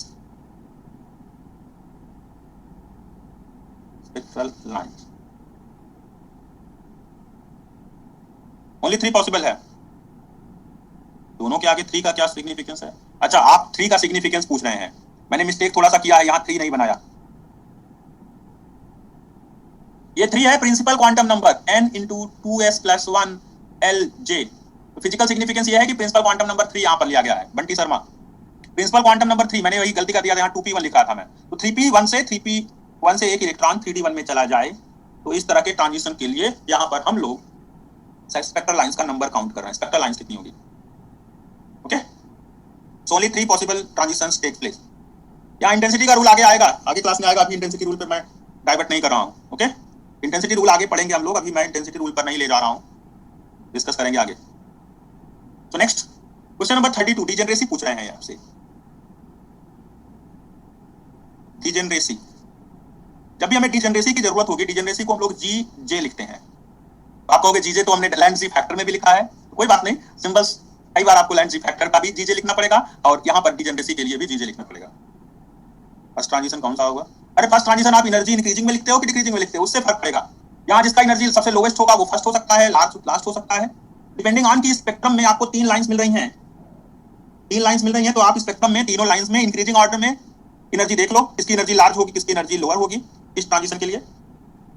overall आपको 3 स्पेक्ट्रल लाइंस यहाँ ऐसे मिलेंगी, तो तीनों लाइंस के बीच में फ्रीक्वेंसी डिफरेंस एग्जैक्ट एक जैसा होगा या कम ज्यादा फ्रीक्वेंसी डिफरेंस होगा, वो आपको अभी यहाँ पर नहीं डिस्कस करना है। उसको डिस्कस करने का मतलब है कि आप एलएस इंटरेक्शन का एनर्जी और उसके साथ वेव नंबर, वेव लेंथ सब यहाँ पर जानते रहोगे तभी ये कर पाओगे, ठीक है। तो एनर्जी इंक्रीजिंग ऑर्डर में, डिक्रीजिंग ऑर्डर में आपको दिख रहा है ना, ये एनर्जी लोवेस्ट है, ये थोड़ा लार्ज है, ये थोड़ा लार्ज है, डिपेंड करता है कि ये गैप कितना है। इस गैप और इस गैप के बीच में आइडिया आपको प्लैंट इंटरवल रूल से लेना पड़ेगा। इसलिए यहाँ पर हम लोग ये नहीं बता सकते कि कौन सा एनर्जी लोवेस्ट होगा, कौन सा एनर्जी लार्ज होगा, ठीक है, लेकिन गेस कर सकते हैं, गेस कर सकते हैं हम लोग। So these are 3 spectral lines. चलो, तो डिजनरेसी के लिए फार्मूला होता है 2J+1, 2J+1 that is total number of MJ values, total number of MJ values. So here 3F के साथ क्या आता है 2, 3, 4 और J is equal to 2, G2 कितना होगा और J is equal to 3, G3 और J is equal to 4। Statistical thermodynamics में आपने डिजनरेसी के लिए सिंबल G लिखा देखा होगा, G ही यूज करते हैं स्टैटिस्टिकल में भी, जहां पर आपको पार्टीशन फंक्शन वगैरह लिखना होता है वहां GI, G1, G2, G3 लिखते हैं। सो ये हो गया 2 के लिए 2 into 2 plus 1। टोटल डिजनरेसी यहाँ पर पूछ रहे हैं, लेकिन वर्ड में कहीं पर टोटल वर्ड नहीं लिखा है इन्होंने। 2 into 2 plus 1 means 5, 2 into 3 plus 1 means 7 and 2 into 4 plus 1 is equal to 9। तो टोटल डिजनरेसी, अरे हम समझे कैसे, J की 3 वैल्यूज है ना यहाँ पर, J की वैल्यूज 3 पॉसिबल है, तीनों पॉसिबल वैल्यूज के लिए डिजनरेसी निकालोगे 5, 7, 9, किसी ऑप्शन में 9 भी दिया है, 7 भी दिया है, तो यहाँ टोटल डिजनरेसी ही क्वेश्चन में, एक्चुअली उस समय के क्वेश्चंस में, बहुत पुराने क्वेश्चंस हैं, अब तो जाके नहीं क्लेम कर सकते ना कोई 5 करेक्ट है कि 7। So this degeneracy, total degeneracy is equal to 5, 7 plus 9। अरे भाई डिजनरेसी निकालने के लिए J की जरूरत है, LS कपलिंग होगी, JJ कपलिंग हो, इससे फर्क नहीं पड़ता, आपको रिक्वायर्ड है ओनली J की वैल्यू क्या है उसके अकॉर्डिंग आप डिजनरेसी निकालते हो। डिजनरेसी क्या होती है, अगर मान लो J की वैल्यू 2 आ गया तो डिजनरेसी का मतलब है ये कितने पार्ट्स में स्प्लिट होगा। यहाँ पर एक्चुअली 5 लेवल्स हैं, 5 लेवल्स हैं, लेकिन दिखती नहीं है, यहाँ पर सभी एनर्जी लेवल्स एक पे एक कोलैप्स हो गया है, सभी एनर्जी लेवल्स कोलैप्स हैं। जैसे ही मैग्नेटिक फील्ड लगाओगे ये सेपरेट हो जाएंगे, हम कहेंगे कि ये नॉन डिजनरेट हो गया। नॉन डिजनरेट कितने पार्ट्स में हुआ, 5 पार्ट्स में। तो मैग्नेटिक फील्ड ऑन करते ही, मैग्नेटिक फील्ड नॉन जीरो मतलब मैग्नेटिक फील्ड अप्लाई करते ही जो 5 लेवल्स J इक्वल टू 2 पर 5 वेव फंक्शन जो थे सब ओवरलैप कर रहे थे, 1, 2, 3, 4, 5, तो पांचों ओवरलैपिंग है। Overlapping energy levels will have now A small energy difference, energy difference 5 energy levels के करेस्पॉन्डिंग आ जाएगा। तो आप कहोगे कि अब degenerate state non degenerate state में कन्वर्ट हो गया, ठीक है। इसीलिए MJ वैल्यूज का नंबर मैंने 2J+1 लिख दिया। अरे मैग्नेटिक फील्ड लगाए हो नहीं लगाए हो भैया, डिजनरेट तो रहेगा ना, वो डिजनरेसी ही पूछ रहा है, नॉन डिजनरेसी नहीं वर्ड आता। फिजिक्स पढ़े हो कि नहीं पढ़े हो, नॉन डिजनरेसी कोई वर्ड नहीं होता, वर्ड होता है डिजनरेसी ऑफ एनर्जी टर्म। एक एनर्जी लेवल की डिजनरेसी कितनी है, मैग्नेटिक फील्ड लगाओगे तो नॉन डिजनरेट हो जाएगा, बट डिजनरेसी तो वही रहेगी ना कि भैया मैग्नेटिक फील्ड नहीं लगाया है तो क्वेश्चन क्यों पूछ लिया। मैं डाउट बाद में ले रहा हूं, क्या करूं मैं, ऐसे ऐसे मैसेज आ रहे हैं तो अभी बीच में ही बोल दे रहा हूं कि डिजनरेसी हम लोग मेंशन करते हैं, वो डिजनरेसी लिफ्ट हुआ, डिजनरेसी खत्म हुआ कि नहीं हुआ, उससे हमें क्या फर्क पड़ता है। चलिए, सो नेक्स्ट क्वेश्चन है, गुस्सा होने की बात नहीं है, क्वेश्चन है कि डिजनरेसी के बारे में अभी आप लोग बहुत डिटेल में नहीं जानते हैं। तो क्वेश्चन नंबर 36, क्वेश्चन नंबर 36, तो यहां 3p टर्म जो है 3p 0 1 2, तो for J is equal to 0, G0 is equal to हो जाएगा 2 into 0 plus 1, that means 1। For J is equal to 1, G1 is equal to 2 into 1 plus 1, that means 3। अब यहाँ अलग अलग डिजनरेसी पूछ लिया, 2004 का ही क्वेश्चन दोनों है, यहाँ डिजनरेसीज लिखा है ऑफ J स्टेट्स। आप क्वेश्चन पूछने वाले का देख लीजिए, एक ही पेपर में एक ही साल दो टाइप से डिजनरेसी पूछा है उन्होंने। यहाँ डिजनरेसी इस वर्ड पर फोकस कर रहे हैं हम लोग। अब आते हैं कि नहीं आते, वो क्वांटम मैकेनिक्स में ज्यादा डिजनरेसी का फैक्टर आता है। डिजनरेसी क्वांटम मैकेनिक्स, स्टैटिस्टिकल, और फिर बचता है तो मॉलिक्यूलर और एटॉमिक में आएगा। बहुत सारे टॉपिक्स हैं। चलिए क्वेश्चन नंबर है 37, ये 2004। इस क्वेश्चन को शायद आपने न्यूक्लियर में भी पढ़ा हो, ड्यूटेरियम का। So deuteron in its ground state has total angular momentum J is equal to 1. So for deuteron J is equal to 1 मिल रहा है। J is equal to 1 and positive parity कितना है? पॉजिटिव है। पेरिटी को हम लोग पाई से रिप्रेजेंट करते हैं, कई बार पी से भी, -1 raised to power L, and this is positive. Positive मतलब +1, इसको बोलते हैं पॉजिटिव पेरिटी या इवन पेरिटी। पॉजिटिव और इवन पेरिटी है आपके पास, पॉजिटिव या कह सकते हो इवन। ओके, इवन पेरिटी या पॉजिटिव पेरिटी +1 यहां पर हमें मिल रही है। तो हमें क्या देखना है कि कौन सा ऑप्शन L और S लेकर के J की वैल्यू 1 भी देगा और पेरिटी भी पॉजिटिव रहेगी। दैट मींस ये इंप्लाई करता है L should be 0, 2, 4, 6। Okay, dot dot dot, L should be even. तो L की वैल्यू जहां जहां पर इवन हो और उसका स्पिन के साथ कॉन्फ़िगरेशन, कॉम्बिनेशन, कपलिंग J की वैल्यू 1 दे रहा हो, तो पहले तो मैं ये ऑप्शन कैंसिल कर दूंगा, ऑप्शन बी हटा दूंगा, ऑप्शन डी हटा दूंगा। ठीक है, ऑप्शन बी और डी तुरंत गलत हो गया, क्योंकि यहाँ L की वैल्यू 1 है, यहाँ भी L की वैल्यू 1 है। तो जहां जहां पर ऑर्बिटल क्वांटम नंबर 1 है, दैट मींस उसमें आपको पेरिटी कभी भी इवन नहीं मिलेगी, पॉजिटिव नहीं मिलेगी। So option B incorrect, because here we have L is equal to 1, parity will be odd, negative parity हो जाएगी यहाँ पर भी। तो ऑप्शन ए में क्या होगा? ऑप्शन ए में ये वाला जो कॉम्बिनेशन है, इससे क्या मिलेगा? J का वैल्यू, J का वैल्यू 2 मिलेगा। So J का value 2 is not equal to 1, 1 तो दे नहीं रहा है। J की वैल्यू 2 हमें चाहिए नहीं, हमें चाहिए J का वैल्यू 1। तो option C is only correct option. Here से सी इज ओनली करेक्ट, क्योंकि यहाँ पर भी इन दोनों कॉम्बिनेशन से भी आपको J की वैल्यू 1 मिल रही है, और इन दोनों के कॉन्फ़िगरेशन कॉम्बिनेशन से भी J की वैल्यू 1, 2, 3। तो ऑप्शन ओनली करेक्ट होगा option C. Here option C is correct. So आप टोटल J वैल्यूज को देख रहे हैं, और J value L plus S to L minus S होता है। So here option C is the only correct option, other options are incorrect. हो सकता है उसमें पेरिटी इवन ना आ रही हो, या फिर J का वैल्यू 1 ना आ रहा हो। तो दोनों इन्फॉर्मेशन चेक करते हुए हमने ऑप्शन सी लिख दिया। और इसीलिए 10 हमें अगर L वैल्यू 0, S की वैल्यू 1 लेते हैं, तो टर्म क्या आता है? टर्म्स क्या आते हैं? 1s0 and 3d1, sorry 1s, एक मिनट, 3s1। यहाँ स्पिन 1 है तो 3s1 होगा। Yes, 3s1 and 3d1, these are two possible terms are possible for ground state of deuteron. तो ड्यूटरॉन का ग्राउंड स्टेट 3s1 और 3d1 का मिक्सचर होता है, ये आपको फिजिक्स में पढ़ाया जाता है। Mixture of 3s1। यहाँ पर ड्यूटरॉन के लिए, ड्यूटेरियम के लिए एक सिंगल टर्म नहीं होगा ग्राउंड स्टेट में। ग्राउंड स्टेट में उसके दो पॉसिबल टर्म्स हैं। 96% ये वाला टर्म काम करता है, 4% ये वाला।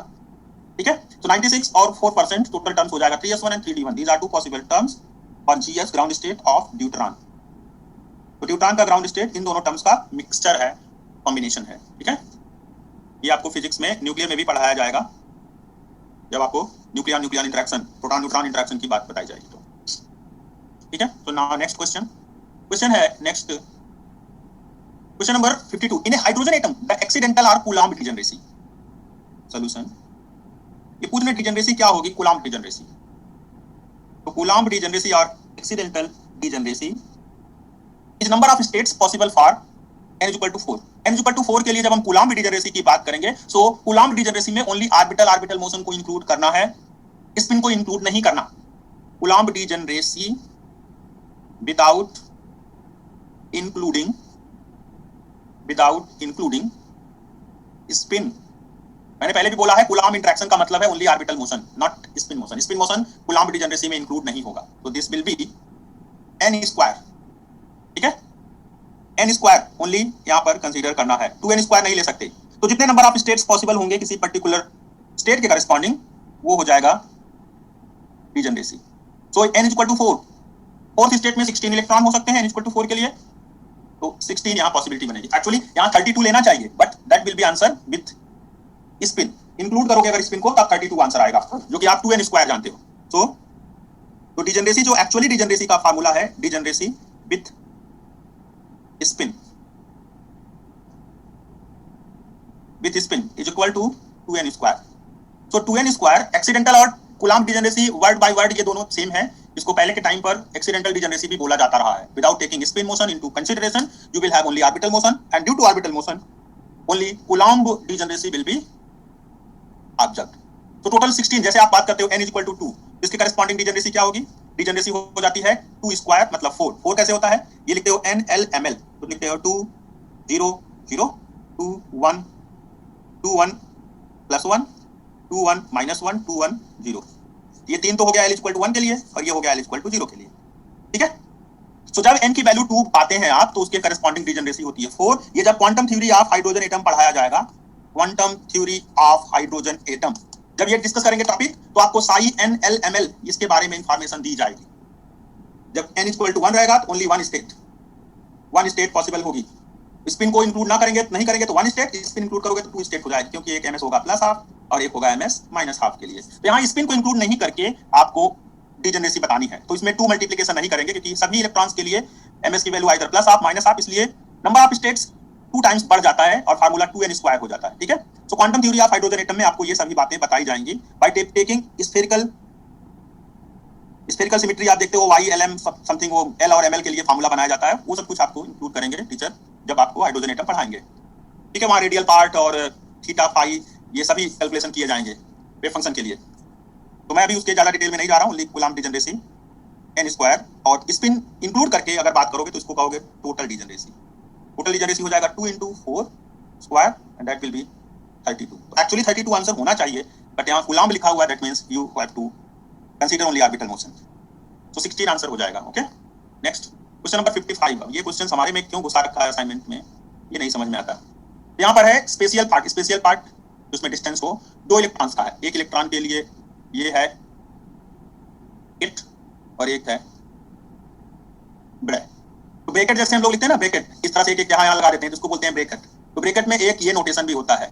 ठीक है. ये ब्रैकेट नोटेशन का ही ये ब्रे हो जाएगा और ये केट हो जाएगा. ठीक है. तो ब्रे एंड केट नोटेशन को ध्यान रखते हुए आप यहाँ पर कैलकुलेशन को देखोगे. तो जो हमारे पास 2 इलेक्ट्रॉन्स हैं, दोनों इलेक्ट्रॉन्स का स्पेशियल वेव फंक्शन वो होगा एंटीसिमेट्रिक वेव फंक्शन होगा. ठीक है. तो यहाँ पर स्पिन अप और स्पिन डाउन के लिए 2 टाइप के स्टेट्स, यहाँ पर ये स्टेट एक दिखा रहा है स्पिन अप स्टेट और एक स्पिन डाउन. तो स्पिन अप हो गया और ये स्पिन डाउन. ठीक है. चलिए. सो अब हम लोग देखते हैं. हाँ, ये रिवर्स होता है, उल्टा हो जाता है, वो बात समझ रहा हूं मैं, लेकिन यहाँ क्वेश्चन में जो दे रखा है उसको ही मुझे रिप्रेजेंट करना है. वो उल्टा हो जाता है. बात सही है बंटी. एक इस तरह से होता है, एक इस तरह से, इसीलिए मैं बता रहा हूँ. एक ये होता है, लेकिन यहाँ पर दोनों ही केट नोटेशन दिखाए गए हैं. चलिए. सो ये हमारे पास अगर 2 इलेक्ट्रॉन्स का टोटल नेट वेव फंक्शन की बात करें स्पेशियल पार्ट की, तो that part will be antisymmetric. और एंटीसिमेट्रिक के लिए हम लोगों को तो यहां पर लिखना है स्पेशियल पार्ट. चलिए देखते हैं. Spatial part is symmetric. हाँ, टोटल अगर बात करें तो स्पेशियल और स्पिन दोनों पार्ट्स पर फोकस करना पड़ेगा, और स्पिन वाला पार्ट एंटीसिमेट्रिक लेना पड़ेगा. तो यहां पर क्वेश्चन में स्पेशियल पार्ट पहले ही लिख रखा है सिमेट्रिक. तो जब स्पेशियल पार्ट सिमेट्रिक होगा दैट मींस कि स्पेशियल पार्ट सिमेट्रिक है, दैट मींस कि स्पिन वाला पार्ट एंटी सिमेट्रिक होगा, है ना. तो सिमेट्रिक है under exchange, so spin part is anti symmetric. So therefore total wave function आपका एंटी सिमेट्रिक होना चाहिए. Total wave function. So here symmetric part है आपका स्पेशियल, तो स्पिन पार्ट को आपको एंटी सिमेट्रिक लेना पड़ेगा. That is spin part. Antisymmetric का मतलब है निगेटिव, अगर एक्सचेंज करोगे तो निगेटिव साइन बाहर आ जाना चाहिए. तो ये हो जाएगा spin down spin up minus spin up spin down divided by √2. ये आपके पास स्पिन का एंटीसिमेट्रिक वेव फंक्शन रेडी हो गया.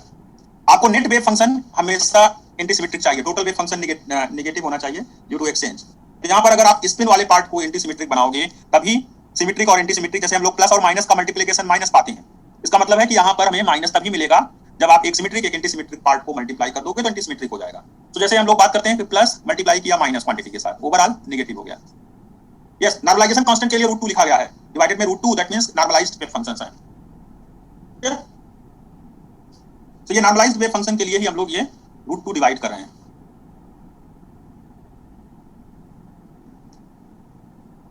वही है, सुपरपोजिशन ही है भाई, दो इलेक्ट्रॉन्स के वेव फंक्शन का superposition. Spin angular momentum symmetric होता है तो अगर ये सिमेट्रिक लोगे, ये वाला सिमेट्रिक लोगे तो ये एंटी सिमेट्रिक करना पड़ेगा। फिर ओवरऑल आपको एंटी सिमेट्रिक चाहिए जब भी इलेक्ट्रॉन की बात आए। Electron Pauli exclusion principle show करता है और उसके लिए net total wave function, net total जो वेव फंक्शन होगा that will be antisymmetric. So psi total is equal to psi spatial and psi spin, ये होगा एंटी सिमेट्रिक। ठीक है, ये एंटी सिमेट्रिक होगा।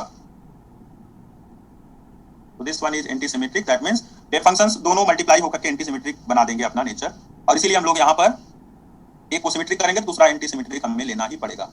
Here special part is already given as symmetric under exchange, तो आप antisymmetric spin part consider करोगे।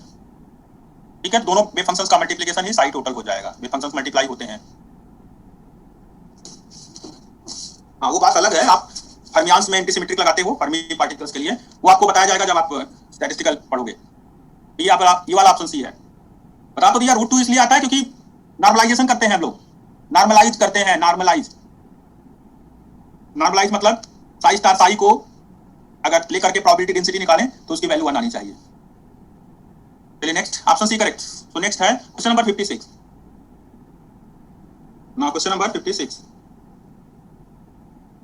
So the ground state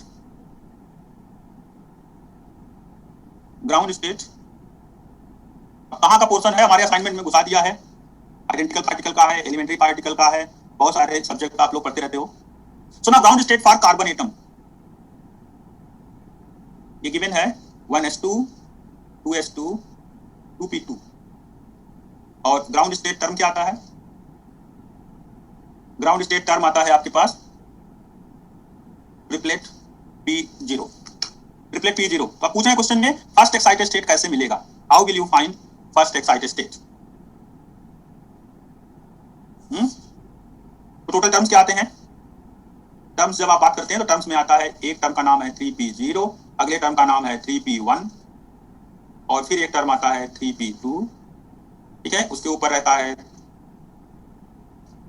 1d2 1s0, इस तरह से टर्म्स आते हैं। तो आप ये बताओ कि इसमें टर्म्स कैसे मिलेंगे, अदर टर्म्स कैसे मिलेंगे।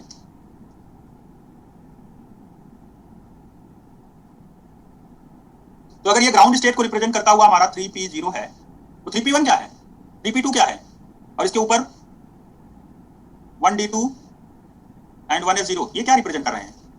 Excited states. तो these are excited states. That means कि एक्साइटेड स्टेट कैसे मिलेगा अगर आपको पूछा जाए ऑप्शंस को देखकर, तो किस तरह से आप ऑप्शंस में देखकर एक्साइटेड स्टेट जो कि 3p1 होगी, 3p2 होगा, 1d2 होगा, 1s0 होगा, ये सभी टर्म्स कैसे मिलेंगे? अगर ये ग्राउंड स्टेट है तो सभी एक्साइटेड स्टेट हुए, और एक्साइटेड स्टेट कैसे मिलेंगे? चारों ऑप्शंस में देखकर आप गेस करके बताओ, how will you find other excited state terms. तो यहाँ ऑप्शन सी 2-3 बार स्टूडेंट ने लिख दिया, transition of an electron from 2p orbital to 3s orbital. Is it correct? अगर 2p से एक इलेक्ट्रॉन, 2p में एक इलेक्ट्रॉन रह गया और कहां चला गया, 3s में एक इलेक्ट्रॉन चला गया। ठीक है, इससे एक्साइटेड स्टेट देखते हैं क्या आता है। इससे p वाले और s वाले टर्म्स अलग अलग हो जाएंगे। इससे क्या टर्म आएगा, p में एक इलेक्ट्रॉन, s में एक electron. Not possible Dimple, possible नहीं हो पाएगा क्योंकि यहाँ l की वैल्यू 1 होगी और यहाँ s की वैल्यू क्या आएगी, l की वैल्यू 0। तो टोटल तो l की वैल्यू 1 रह जाएगी और स्पिन की वैल्यू 1 और 0। So option A is only correct, only possibility for option A है। यहाँ ऑप्शन ए ही पॉसिबल हो पाएगा, ओनली रीअलाइनमेंट आप कर दीजिए, आपका एक्साइटेड स्टेट रेडी हो जाएगा। जैसे ग्राउंड स्टेट में हम लोग बात करते हैं spin should be parallel, spin parallel है मतलब ग्राउंड स्टेट आ जाएगा। तो अगर स्पिन एंटी पैरेलल कर दूंगा तो क्या होगा, 2 का स्पिन ऊपर कर दूं 1 का नीचे कर दूं तो क्या होगा। हाँ, तो रीअलाइनमेंट अगर इलेक्ट्रॉन की स्पिन का कर दूं तो क्या वो एक्साइटेड स्टेट को रिप्रेजेंट करेगा? यस, वो करेगा रिप्रेजेंट। वो अपना स्पिन अगर एक्सचेंज कर दूंगा, चेंज कर दूंगा तो हायर एनर्जी स्टेट पॉसिबल होगा। Transition of an electron from 2s orbital to 2p orbital. तो 2s ऑर्बिटल से एक इलेक्ट्रॉन अगर ट्रांजिशन हो जाए तो उसके लिए टर्म निकाल लो ना, 2s2 था 2p2 था, एक इलेक्ट्रॉन यहां ले गए 2p3 हो गया और ये बन गया 2s1। 2s1 और 2p3 के टर्म्स निकाल लो, चेक कर लो कौन कौन से टर्म्स आ रहे हैं और क्या वो एक्साइटेड स्टेट के लिए रिस्पांसिबल है कि नहीं है। तो ये भी तो एक्साइटेड स्टेट हो सकता है, लेकिन बहुत हायर लेवल का एक्साइटेड स्टेट पॉसिबल हो सकता है। हो सकता है उसकी एनर्जी 3p0 के करस्पॉन्डिंग बहुत लार्ज हो। तो अगर फर्स्ट एक्साइटेड स्टेट ही पूछा जा रहा है आपको, फिफ्थ एक्साइटेड स्टेट या सेवेंथ एक्साइटेड स्टेट या 100th एक्साइटेड स्टेट नहीं पूछा जा रहा है, तो मैं क्यों इसको 2s वाले इलेक्ट्रॉन को 2p3 में ले जाऊं, 2p2 में ले जाऊं? अगर मुझे यहाँ सेकंड एक्साइटेड स्टेट की बात पूछता तो हो सकता है कि इनकी एनर्जीज में बहुत ज्यादा डिफरेंस ना हो, 3p0 3p1 बहुत पास में हो, 3p2 तो 3p1 ही तो मेरा एक्साइटेड स्टेट हो गया ना, फर्स्ट एक्साइटेड स्टेट। ये फर्स्ट हो गया, ये सेकंड हो गया, ये थर्ड हो गया, ये फोर्थ हो गया। तो ग्राउंड स्टेट के ऊपर तो जो भी स्टेट्स होती हैं उनको हम लोग फर्स्ट सेकंड थर्ड ऐसे ही नाम देते हैं ना। तो कैसे मिल सकता है? पॉसिबिलिटी उसकी तभी आ सकती है जब अलाइनमेंट ऑफ स्पिन हो जाए, मतलब मल्टीप्लिसिटी या तो कम आ जाए या तो ज्यादा आ जाए, या फिर एल वैल्यू उसकी कम ज्यादा हो जाए, या मल्टीप्लिसिटी की जैसे बात किया तो उसमें ये पॉसिबिलिटी तभी बन सकती है जब स्पिन्स रीअलाइन हो जाए। स्पिन्स पैरेलली स्पिन था मतलब मल्टीप्लिसिटी हाईएस्ट थी। अगर आप एक्साइटेड स्टेट चाहते हो तो आपको इलेक्ट्रॉन की स्पिन्स को रीअलाइन करना पड़ सकता है। ठीक है, तो ये फर्स्ट ऑप्शन ही करेक्ट होगा, जो क्योंकि आपको क्वेश्चन पूछ रहा है first excited state, not second third fourth fifth. Okay, तो this is only first excited state possible due to. तो अगर हम लोग फर्स्ट एक्साइटेड स्टेट बताते हैं तो वो जस्ट ग्राउंड स्टेट के ऊपर वाला ही स्टेट होगा, not other.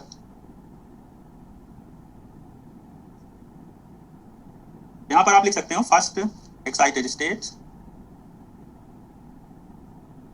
is 3p1 3p1 next excited state 3p2 1d2, इसीलिए एनर्जी लेवल डायग्राम ड्रा किया जाता है। चलिए नेक्स्ट देखते हैं। नेक्स्ट में क्वेश्चन खत्म। अब हम लोग दूसरा टॉपिक स्टार्ट करते हैं। टॉपिक का नाम है Zeeman effect. Now next topic will be started, we are going to discuss Zeeman effect. Okay, तो टॉपिक है हमारे पास Zeeman effect. What is Zeeman effect? जब हम बात करते हैं जी-मैन इफेक्ट की तो हमें जी-मैन इफेक्ट में बात करना होता है मैग्नेटो ऑप्टिक। रीअलाइनमेंट का मतलब होता है अलाइन, अलाइन मतलब ऊपर से नीचे, नीचे से ऊपर। मैग्नेटिक पढ़ा है कि नहीं पढ़ा है? अलाइनमेंट ऑफ स्पिन का मतलब होता है parallel alignment, anti parallel alignment, parallel anti parallel opposite to the magnetic field, in the direction of field. ये सब तो पहले पढ़ा होगा ना, paramagnetic, ferromagnetic, parallel, anti parallel, anti ferro, ferro. हाँ, तो विदिन 2p अब सबसे ही वो अलाइन हो रहा है। सो नाउ नेक्स्ट टॉपिक है जी-मैन इफेक्ट। जी-मैन इफेक्ट मतलब एक मैग्नेटो ऑप्टिक इफेक्ट की हम लोग डिस्कशन करने जा रहे हैं। सो आपको पता है 1 टेस्ला कितना होता है? कोई बता सकता है? 1 टेस्ला इज इक्वल टू, हम लोग लिखेंगे 10⁴ गॉस। ठीक है, सो जी-मैन इफेक्ट डिस्कस करते समय हमें बोलना है when a light source, light source हो सकता है सोडियम हो, when a light source is placed, हो सकता है आप सोडियम लाइट सोर्स देखते हैं गली चौराहे पर, सोडियम लाइट पीले कलर की बल्ब लगा रहता है, पीले कलर की रोशनी आती रहती है। सो अगर इस लाइट सोर्स को प्लेस कर दिया जाए, is placed in weak magnetic field, weak magnetic field, weak correct है ना मेरा? मैं कमजोर वाला लिखा हूं क्या, सत्ता वाला, वीक वाला? मेरा वीक करेक्ट है ना, स्पेलिंग करेक्ट है? नहीं तो मैं कई बार ये वाला भी लिख देता हूं। ठीक है, तो कई बार सत्ता वाले को कमजोर वाले से रिप्लेस कर देता हूं मैं। Okay, so weak magnetic field, हाँ तो कमजोर वाला ही लिखना है। सो when a light source is placed, दो बार लिख दिया ना, देखो इसको मैं दो बार प्लेस्ड लिख दिया था, is placed in weak magnetic field. When a light source is placed in weak magnetic field, light source को आप मैग्नेटिक फील्ड वीक वाले में अप्लाई कर रहे हो। वीक मैग्नेटिक फील्ड मतलब लेस देन 1 टेस्ला, 1 टेस्ला से लोअर मैग्नेटिक फील्ड में अगर आप करोगे, या कुछ केसेस में अप टू 1 टेस्ला भी ले सकते हो, 1 टेस्ला तक। तो इन a week magnetic field then क्या होगा? देन नंबर ऑफ जो ट्रांजिशन है वहां पर हो सकता है सिंगल एक लाइन आ रही हो पहले, और वो अब 3 लाइन में डिवाइड हो जाए, 4 लाइनों में आ जाए, ठीक है, या 6 लाइनों में आपको पूरा का पूरा स्प्लिटिंग हो जाए। तो एक सिंगल लाइन अगर आपको स्पेक्ट्रम में दिख रहा था, वो 3 लाइनों में स्प्लिट हो जाए, 6 लाइन, 5 लाइन, 4 लाइन में स्प्लिट हो जाए, तो आप उसको बोलोगे कि ये मैग्नेटिक फील्ड की प्रेजेंस में स्पेक्ट्रल लाइन अपने से एक से ज्यादा टर्म्स में या ट्रांजिशंस में या स्पेक्ट्रल लाइंस में या कह सकते हो कंपोनेंट्स में डिवाइड हो गया। इस घटना को हम लोग जी-मैन इफेक्ट बोलते हैं। So when a light source is placed in weak magnetic field less than और इक्वल टू 1 टेस्ला,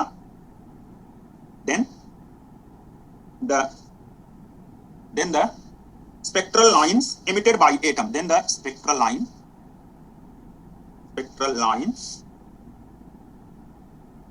emitted, जैसे आप सोडियम की D1 D2 लाइन देखते हो, so the spectral lines emitted by the atoms split,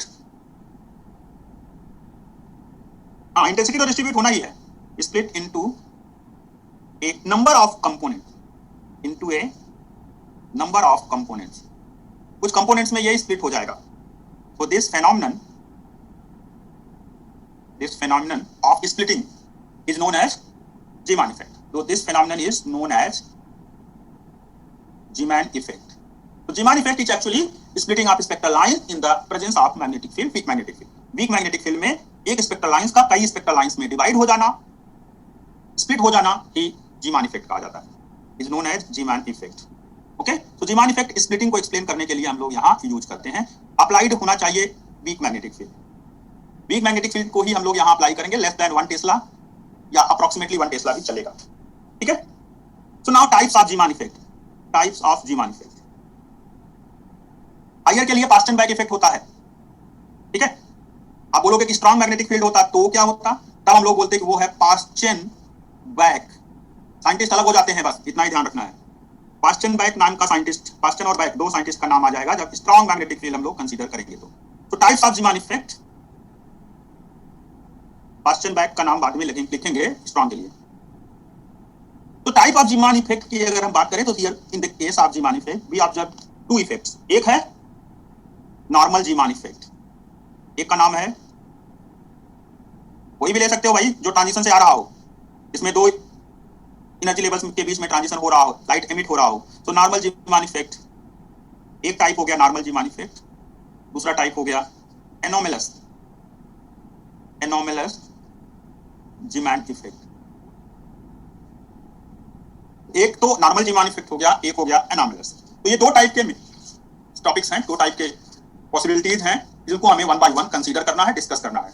तो you can choose either sodium light आप choose करते हो या पर्टिकुलरली कोई भी एक एल्कली अर्थ मेटल का, एल्कली एटम का कोई भी स्पेक्ट्रल लाइन चूज कर सकते हो। मैग्नेटिक फील्ड के प्रेजेंस में वो अपने पार्ट्स में डिवाइड होगा and then you can consider selection rules, and selection rule के बेसिस पर आपको number of transition spectral lines observe हो जाएंगे। सो जीमान इफेक्ट में वीक मैग्नेटिक फील्ड जरूरी है, ये एक बात पढ़ी हमने। स्पेक्ट्रल लाइन, एक स्पेक्ट्रल लाइन कई सारे स्पेक्ट्रल लाइंस में डिवाइड हो जाता है, ये दूसरी बात थी। इसके 2 टाइप्स हैं, एक है नॉर्मल, एक है anomalous. So now we are going to focus on energy sub levels and then weak magnetic field में हम लोग बात करेंगे, स्ट्रॉन्ग मैग्नेटिक फील्ड में बात करेंगे, पास्टन बैक। ये हमारे अभी के क्लासेस का मेन ऑब्जेक्टिव होगा।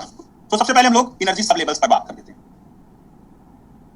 एनर्जी सब लेवल्स, जैसे आपने किसी पर्टिकुलर जे वैल्यू के करस्पॉन्डिंग एनर्जी लेवल बोला, जे से एनर्जी लेवल आएगा तो एमजे से आएगा एनर्जी सब लेवल। ध्यान रखना है, energy sub level corresponds to MJ values, जे से एनर्जी लेवल आएगा, इस बात को हम लोग लिखते हैं।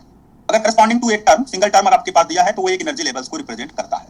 जितने एमजे वैल्यूज होंगे, जितनी उसकी डिजेनरेसी होगी, उसके करस्पॉन्डिंग आपको सब लेवल्स मिल जाएंगे। सो इसमें लिखते हैं for a particular energy level, for a particular energy level,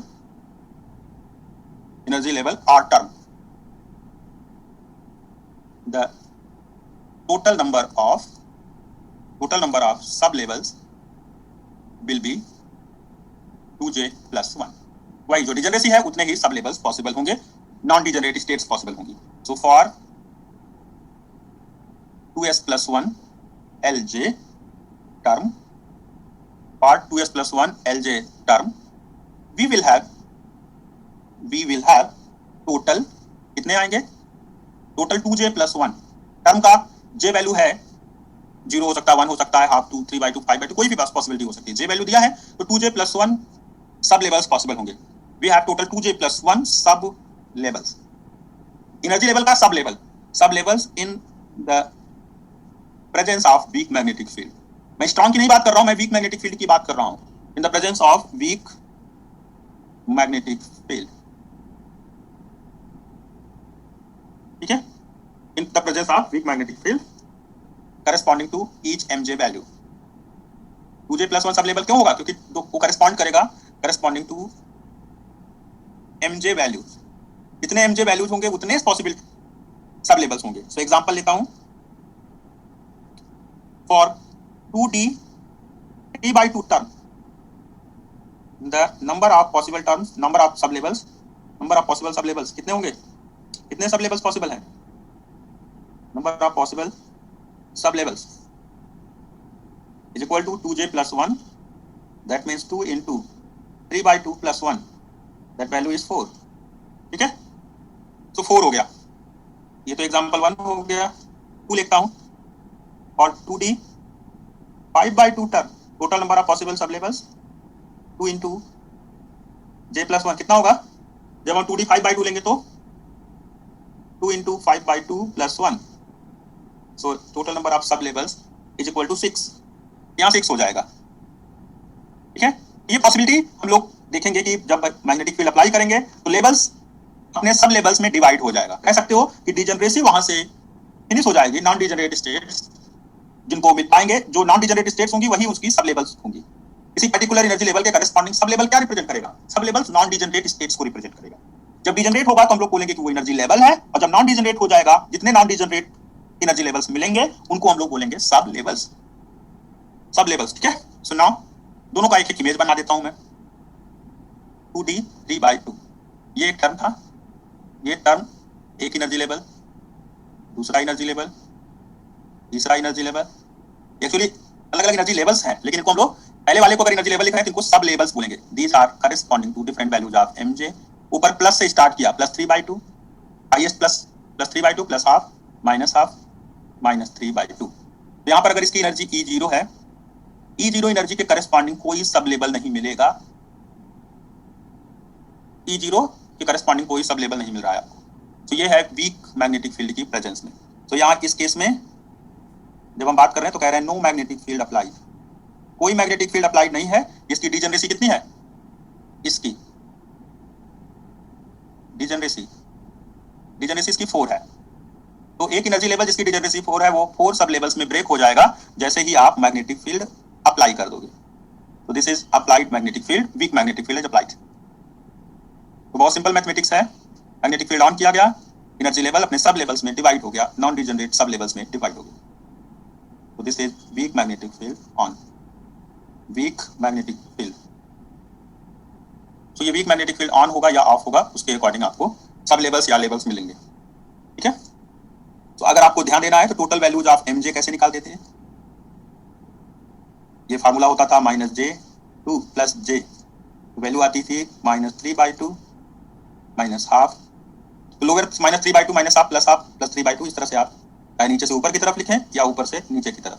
ध्यान रखना है आपको, माइनस वाले एनर्जी लेवल्स नीचे आएंगे, सब लेवल्स नीचे आएंगे, ज्यादा पॉजिटिव जिसमें रहेगा वो ऊपर की तरफ एग्जिस्ट करता है, ठीक है। ये ध्यान रखना है हमें। This is -3/2 2 + 3/2। So splitting occurs even in the absence of magnetic field. Now, splitting magnetic field की प्रेजेंस में ही ऑब्जर्व होगी। मैग्नेटिक फील्ड की प्रेजेंस में अदरवाइज ये सिंगल एनर्जी लेवल है, हैविंग डिजनरेसी इक्वल टू 4। तो 4 डिजनरेसी रखने वाला एक सिंगल एनर्जी लेवल है। There is no splitting. Splitting होगी तो मैग्नेटिक फील्ड प्रेजेंट रखना पड़ेगा, मैग्नेटिक फील्ड ऑन करना पड़ेगा। Without magnetic field you have one energy level, one energy level मिल रहा है, सिंगल वन। और यहाँ पर 4 सब लेवल्स, 4 सब लेवल्स। और यहाँ पर क्या है? One energy level, one energy level with degeneracy 4। ये नॉन डिजनरेट सब लेवल्स मिले, ठीक है। सो मैग्नेटिक फील्ड अप्लाई करना पड़ेगा अगर आपको स्प्लिटिंग चाहिए तो। विदाउट स्प्लिटिंग आप जीवान इफेक्ट नहीं एक्सप्लेन कर पाओगे। तो नेक्स्ट देखते हैं, क्वेश्चन है question number 2। In the presence of external week magnetic field. तो फाइन स्ट्रक्चर की बात कहां कर रहा हूं मैं यहाँ पर? बाद में क्वेश्चन पूछिए, फाइन स्ट्रक्चर से कंफ्यूज ना हो। फाइन स्ट्रक्चर के करस्पॉन्डिंग यहाँ पर 3/2 5/2 डिफरेंट जे वैल्यूज मिलती है, नॉट mj। वहां mj नहीं लिखते। तो क्वेश्चन का आंसर बताएं, इसमें क्या होगा? इसलिए 5/2 वाला आंसर इमेज वहां नहीं बनाया। और j is equal to 5/2 mj values are plus 5/2 2 minus 5/2। चाहे जैसे आप बनाओ, प्लस से माइनस की तरफ या माइनस से प्लस की तरफ। ये हो जाएगा -3/2 माइनस 5/2। इसका इमेज 1 2 3 4 5 6, ठीक है। टोटल 6 सब लेवल्स मिलेंगे आपको। वी विल हैव टोटल 6 सब levels corresponding to 6 values of mj।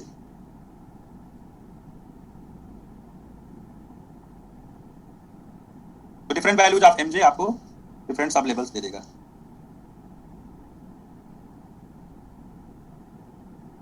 तो डिफरेंट mj वैल्यूज को आप यहाँ रिप्रेजेंट कर सकते हो। ये लेवल है, ये सब लेवल है। अब इसमें एनर्जी स्प्लिटिंग मैं नहीं बता रहा हूँ, एनर्जी कितना ऊपर ले जाएगा कितना डाउन ले जाएगा, वो वैल्यूज मैं जस्ट इसके बाद बता दूंगा। तो ऑप्शन डी हो जाएगा, +5/2 + 3/2 प्लस हाफ। यहाँ जो एनर्जी लेवल पहले था उसके करस्पॉन्डिंग कोई सब लेवल प्रेजेंट नहीं है, इसलिए मैं डॉटेड से उसको रिप्रेजेंट कर दे रहा हूँ। कोई सब लेवल उसके करस्पॉन्डिंग नहीं प्रेजेंट है जो इनिशियल एनर्जी लेवल लाई करता था, उसके प्रेजेंस, उसके पॉइंट पर, उसके प्लेस पर there is no energy level available. तो नाउ जब मैग्नेटिक फील्ड ऑन करोगे तो आप उसको मैं B ≠ = 0 लिख रहा हूँ। फील्ड अप्लाइड है, यहाँ फील्ड 0 है। यहाँ पर फील्ड अप्लाई होने का मतलब क्या है कि B is not equal to 0। इसको लिख देता हूँ 6 सब लेवल्स।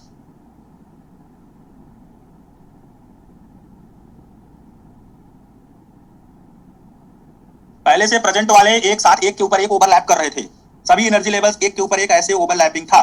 जैसे मैग्नेटिक फील्ड ऑन करते हो ये सभी अपने बीच में सोशल डिस्टेंसिंग कर लेंगे, ठीक है। पहले इनके बीच में सोशल डिस्टेंसिंग नहीं थी, सब एक दूसरे के ऊपर गिरे हुए थे। जैसे ही लॉकडाउन लगाया, मैग्नेटिक फील्ड अप्लाई किया, सब अपने सोशल डिस्टेंसिंग एक इक्वल डिफरेंस रखते हुए ये एनर्जी लेवल सेपरेट हो गए। ओके शिवम, तो ये सब लेवल्स क्रिएट नहीं करता है, ये एक लेवल को स्प्लिट कर देता है सब लेवल्स में। ये अप्लाइड मैग्नेटिक फील्ड कांस्टेंट होना चाहिए, वेरिएबल नहीं होगा, स्टैटिक होगा। यस रूनी करेक्ट है, नॉट वेरिएबल, ओनली कांस्टेंट होगा, ठीक है। तो ये 6 सब लेवल्स में कन्वर्ट हुआ। One level converted into 6 sublevels due to applied magnetic field, which is external applied और weak magnetic field है। ध्यान रखना यहाँ क्वेश्चन में weak लिखा हुआ है वर्ड में। तो now next question, question number 18. An atom with one outer electron है। S की वैल्यू क्या होगी हाफ, L की वैल्यू, तो J कितना होगा? ऑर्बिटल एंगुलर मोमेंटम यहाँ L दे रखा है, L मतलब L क्वांटम नंबर होगा, तो J is equal to L plus half and L minus half। यही दो वैल्यूज मिलेंगी, है ना। तो J की दो वैल्यूज ही पॉसिबल हैं, क्योंकि दोनों के बीच में डिफरेंस 1 का हो गया, इसलिए only 2 values of J are possible. Only दो वैल्यू J की मिल रही हैं, एक है J की वैल्यू L प्लस हाफ, एक है L माइनस हाफ। यहां थोड़ा सा चलिए तो देखते हैं हम लोग कि यहाँ L माइनस हाफ और L प्लस हाफ दो एनर्जी लेवल्स हैं। ये क्या होगा, ये होगा हायर लेवल। ये सब लेवल नहीं है, लेवल है ये है लेवल। जैसे अभी एक स्टूडेंट ने पूछा था कि जो स्पिन ऑर्बिट वाले दो टर्म्स आएंगे, तो एक लोअर लेवल है और एक हायर लेवल है। लोअर लेवल में L माइनस हाफ होगा और हायर लेवल में L प्लस हाफ होगा, ठीक है। तो एक लेवल दो लेवल्स में डिवाइड हुआ, क्यों? Due to LS interaction, due to LS coupling interaction, L और S। तो यहां पर LS कपलिंग के कारण ये दो पार्ट्स में डिवाइड हुए, फिर ये कुछ पार्ट्स में डिवाइड होगा, डिपेंड करता है। ऐसे ये भी अपने पार्ट्स में डिवाइड होगा। अब पता नहीं है कितने पार्ट्स में है, लेकिन मैं कुछ पार्ट्स दिखा दे रहा हूं, जस्ट मैं कुछ पार्ट्स को शो कर दे रहा हूं। We don't know exact value of L। तो जब L की वैल्यू ही नहीं पता है तो हम लोग नहीं बता सकते कितने लेवल्स यहाँ पर पॉसिबल हैं, सब लेवल्स कितने मिलेंगे।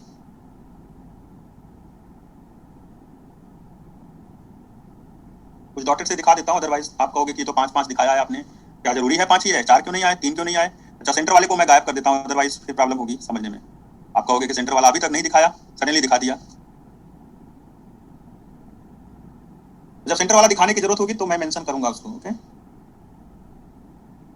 तो ये कितने पार्ट्स में डिवाइड हुआ, ये कितने पार्ट्स में डिवाइड हुआ? 2J + 1, ठीक है, 2J + 1 और ये 2J + 1 में भी होगा। तो J की वैल्यू मिनिमम होगी +1 और यहाँ 2J के साथ मैक्सिमम होगा तब +1। तो 2J मैक्स +1, 2J मिन +1। चेक कर लो आप कितने कितने लेवल्स में ये डिवाइड होंगे आपस में।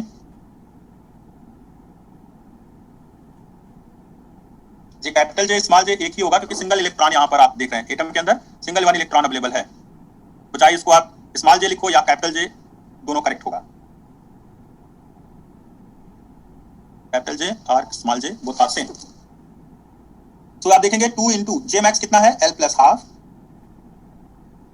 +1 और यहाँ क्या होगा 2 into L माइनस हाफ +1, ये हो जाएगा 2L + 2 और ये होगा ओनली 2L।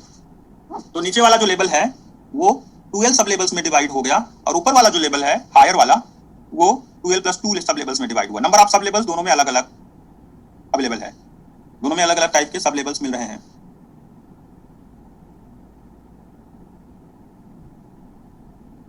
तो ऑप्शन यहाँ पर आपको क्वेश्चन में पूछ रखा है हायर टोटल एंगुलर, तो इसके ऑप्शन में ए आ जाएगा। अभी भी विष्णुकांत मौर्य ऑप्शन बी क्यों लिख रहे हैं भाई? जब J की वैल्यू 2 मिल रही है, L minus half L plus half, option A he correct होगा। हायर मतलब J मैक्स, लोअर मतलब J मिन। जे के साथ मिनिमम लिखा हुआ है। यस, ऑप्शन ए ही होगा। नेक्स्ट टॉपिक चले पढ़े। तो नेक्स्ट टॉपिक हमारे पास है, अब हमें ये देखना है कि जो नॉर्मल जीमान इफेक्ट है वो कब मिलेगा और क्या पॉसिबिलिटीज होगी। तो नेक्स्ट टॉपिक है नॉर्मल जीमान इफेक्ट। पोलराइजेशन का इफेक्ट आगे देखेंगे हम लोग, कुछ पोलराइजेशन के इफेक्ट को आगे इंक्लूड करेंगे हम लोग, कौन सा किस तरह से ऑसिलेशन करेगा, electric vector, magnetic vector. So the normal Zeeman effect, अब कुछ क्वेश्चन है कि नॉर्मल जीमान इफेक्ट कब ऑब्जर्व होगा। So normal Zeeman effect is observe, is shown by all the spectral lines in which singlet to singlet transition takes place. So normal Zeeman effect is shown by all the spectral lines in which singlet आप समझते हो, singlet का मतलब होता है spin zero to singlet, spin zero transition takes place. तो जिनमें spin zero से स्पिन जीरो का ट्रांजिशन होगा, उन्हीं ट्रांजिशंस को आप नॉर्मल जीमान इफेक्ट के थ्रू एक्सप्लेन कर पाओगे।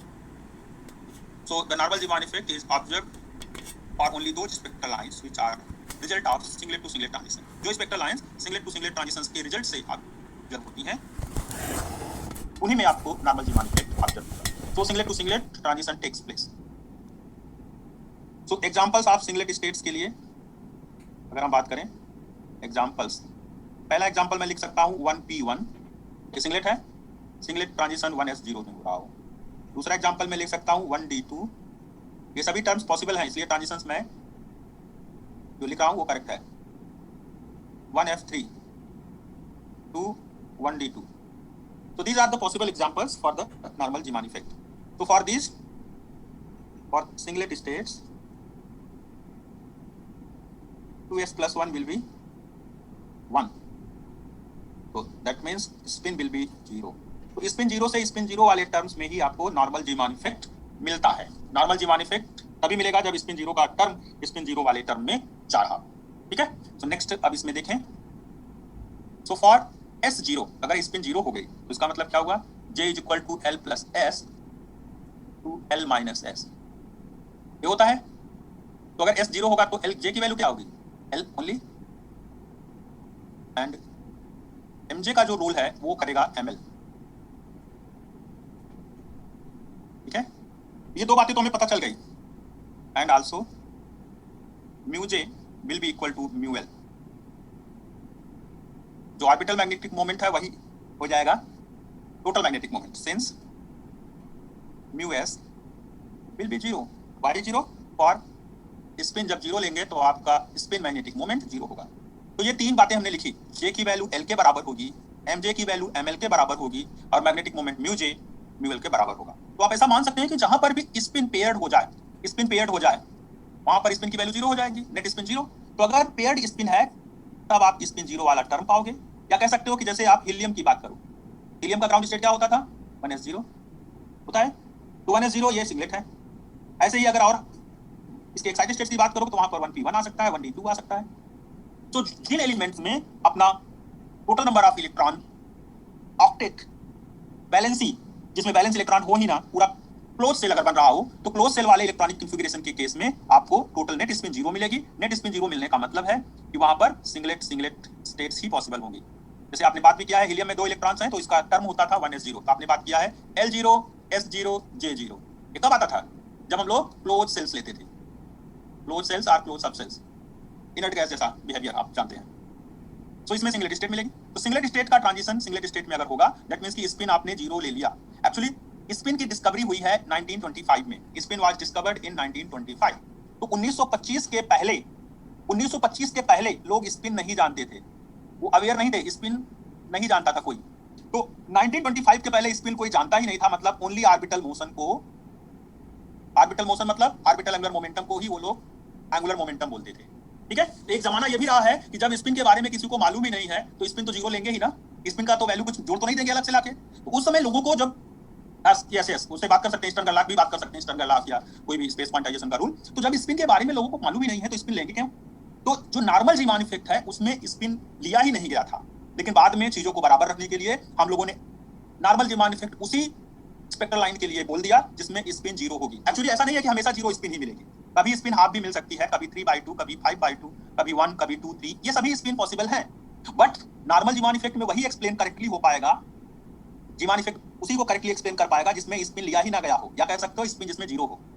तो जिसमें स्पिन हाफ या 3/2 या 1/2 या 1, 2, 3 होगा, उसको सॉल्व करने में जीमान को प्रॉब्लम हो गई। जीमान ने उसको बोला कि यहाँ एनोमली है। एनोमली जानते हो क्या, फिजिक्स के स्टूडेंट हैं तो जहां जो थ्योरी यहाँ पर जीमान इफेक्ट नहीं एक्सप्लेन कर पाई उसको बोला गया कि ये एनोमलस जीमान इफेक्ट है। तो जब स्पिन को इंक्लूड किया गया तब जाकर के एनोमलस जीमान इफेक्ट एक्सप्लेनेशन में हेल्प मिली। Without taking spin you can not explain anomalous Zeeman effect. तो जहां पर जीमान को प्रॉब्लम हुई, जीमान ने हाथ खड़े कर दिए, बोला कि ये एनोमली है, हमारे रिजल्ट्स में कुछ एनोमली आती है, जीमान इफेक्ट यहाँ एक्सप्लेन नहीं हो पाता। जीमान को ये नहीं पता था कि स्पिन नाम का भी एक मोशन होता है, स्पिन एंगुलर मोमेंटम भी हमें इंक्लूड करना चाहिए। वो तो अपने अकॉर्डिंग ऑर्बिटल लेकर पूरा करेक्टली एक्सप्लेन कर देगा। एनोमलस जीमान इफेक्ट तभी आप एक्सप्लेन कर सकते हैं जब आप स्पिन को इंक्लूड करें। That means both type of motion, either orbital या स्पिन, दोनों को आप अगर बात करें तो दोनों को इंक्लूड करना मस्ट हो जाएगा जब एनोमलस में आएंगे। एनोमली का मतलब है जो एक्सप्लेन ना हो पाए। जैसे होता नहीं कि कोई डेटा आपने देखा, डेटा में एक पॉइंट पर पीक आ गया तो आप कहोगे ये डेटा में फ्लक्चुएशन हो सकता है, तो कहेंगे कि यहाँ एक एनोमली दिख रही है। आप उसको एक्सप्लेन नहीं कर पा रहे हो तो आप एनोमली बोल दे रहे हो, लेकिन एक्चुअली हाँ कंट्राडिक्शन या कह सकते हो नॉट मैचिंग।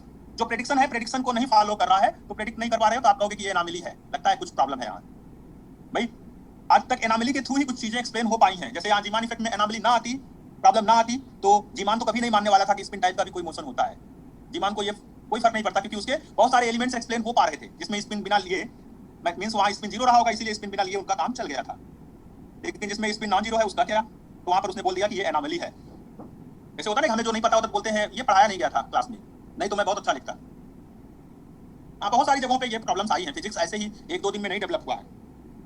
तो चलिए हम लोग अब बात करते हैं the magnetic interaction, the magnetic interaction energy, the magnetic interaction energy of atomic magnet. अब आपके पास जो एटॉमिक मैग्नेट है, अब एटॉमिक के साथ मैं मैग्नेट वर्ड लिख रहा हूँ, कोई भी एटम होगा तो उसको एक टाइनी मैग्नेट, एक छोटा मैग्नेट कंसीडर किया जा सकता है। सो एक एटम को आप मैग्नेट की तरह ट्रीट कर सकते हो because that will have a small magnetic moment. तो स्मॉल मैग्नेटिक मोमेंट है magnetic moment mu J, magnetic moment mu J, ठीक है। So the magnetic interaction energy of atomic magnet, magnetic moment mu J in the magnetic field B, in the magnetic field B is given by, कैसे explain करोगे magnetic interaction energy? Magnetic field B के presence में अगर कोई भी आपका magnetic moment म्यूजे रखा गया है, उसके पास एक इंटरेक्शन एनर्जी होगी जिसको हम लोग डेल्टा ई लिख रहे हैं। This delta E will be minus mu J dot magnetic field B, ठीक है। अब आपको पहले से पता है माइनस म्यूजे के प्लेस पर माइनस म्यूएल लिखना पड़ेगा डॉट बी। क्यों ऐसा किया? Since mu J is equal to mu L, spin magnetic moment is 0, तो ये हो जाएगा म्यू एल। स्पिन मोशन नहीं कंसीडर किया, दैट मींस स्पिन को आपने 0 मान लिया है। तो नाउ अब ये म्यू एल और बी की बात करेंगे। मैग्नेटिक फील्ड किस डायरेक्शन में अप्लाई करना होता है? हम लोग अक्सर मैग्नेटिक फील्ड को जेड एक्सिस के अलोंग अप्लाई करते हैं। We apply magnetic field along Z axis. Suppose this is Z axis, ये जेड एक्सिस है, and we have magnetic field B is equal to B K cap. 90 degree पर जो x और Y component हो गए magnetic field के, they are 0, तो cos 90 0 हो जाएगा। इसलिए B K cap only Z axis का कंपोनेंट नॉन 0 है। Magnetic field is applied along Z axis.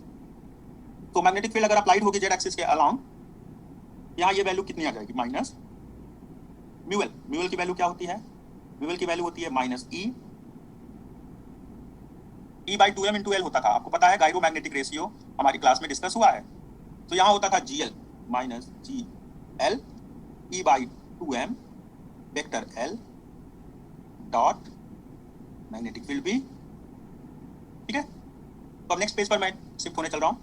तो GL लैंडस्की फैक्टर जिसकी वैल्यू 1 होती है, E बाई 2m,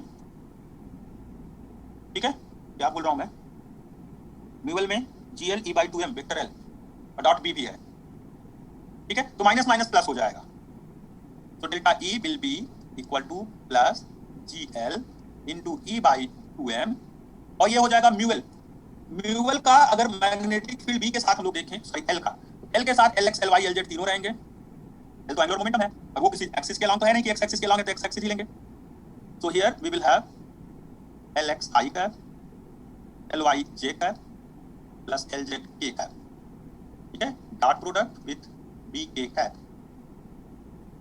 तो नाउ डॉट प्रोडक्ट क्या होगा? अरे मुझे भूल नहीं रहा हूं, मुझे सब याद है, मुझे सब कुछ याद है। रात का टाइम है, 8 बज रहे होंगे, इसके अलावा और क्या याद करना है? तो GL की वैल्यू 1 है, E by 2M into LZB। अच्छा, अगर GL मैं यहाँ पर रख ही लूँ तो कुछ फर्क नहीं पड़ेगा, GL को बाद में मैं 1 पुट करूंगा।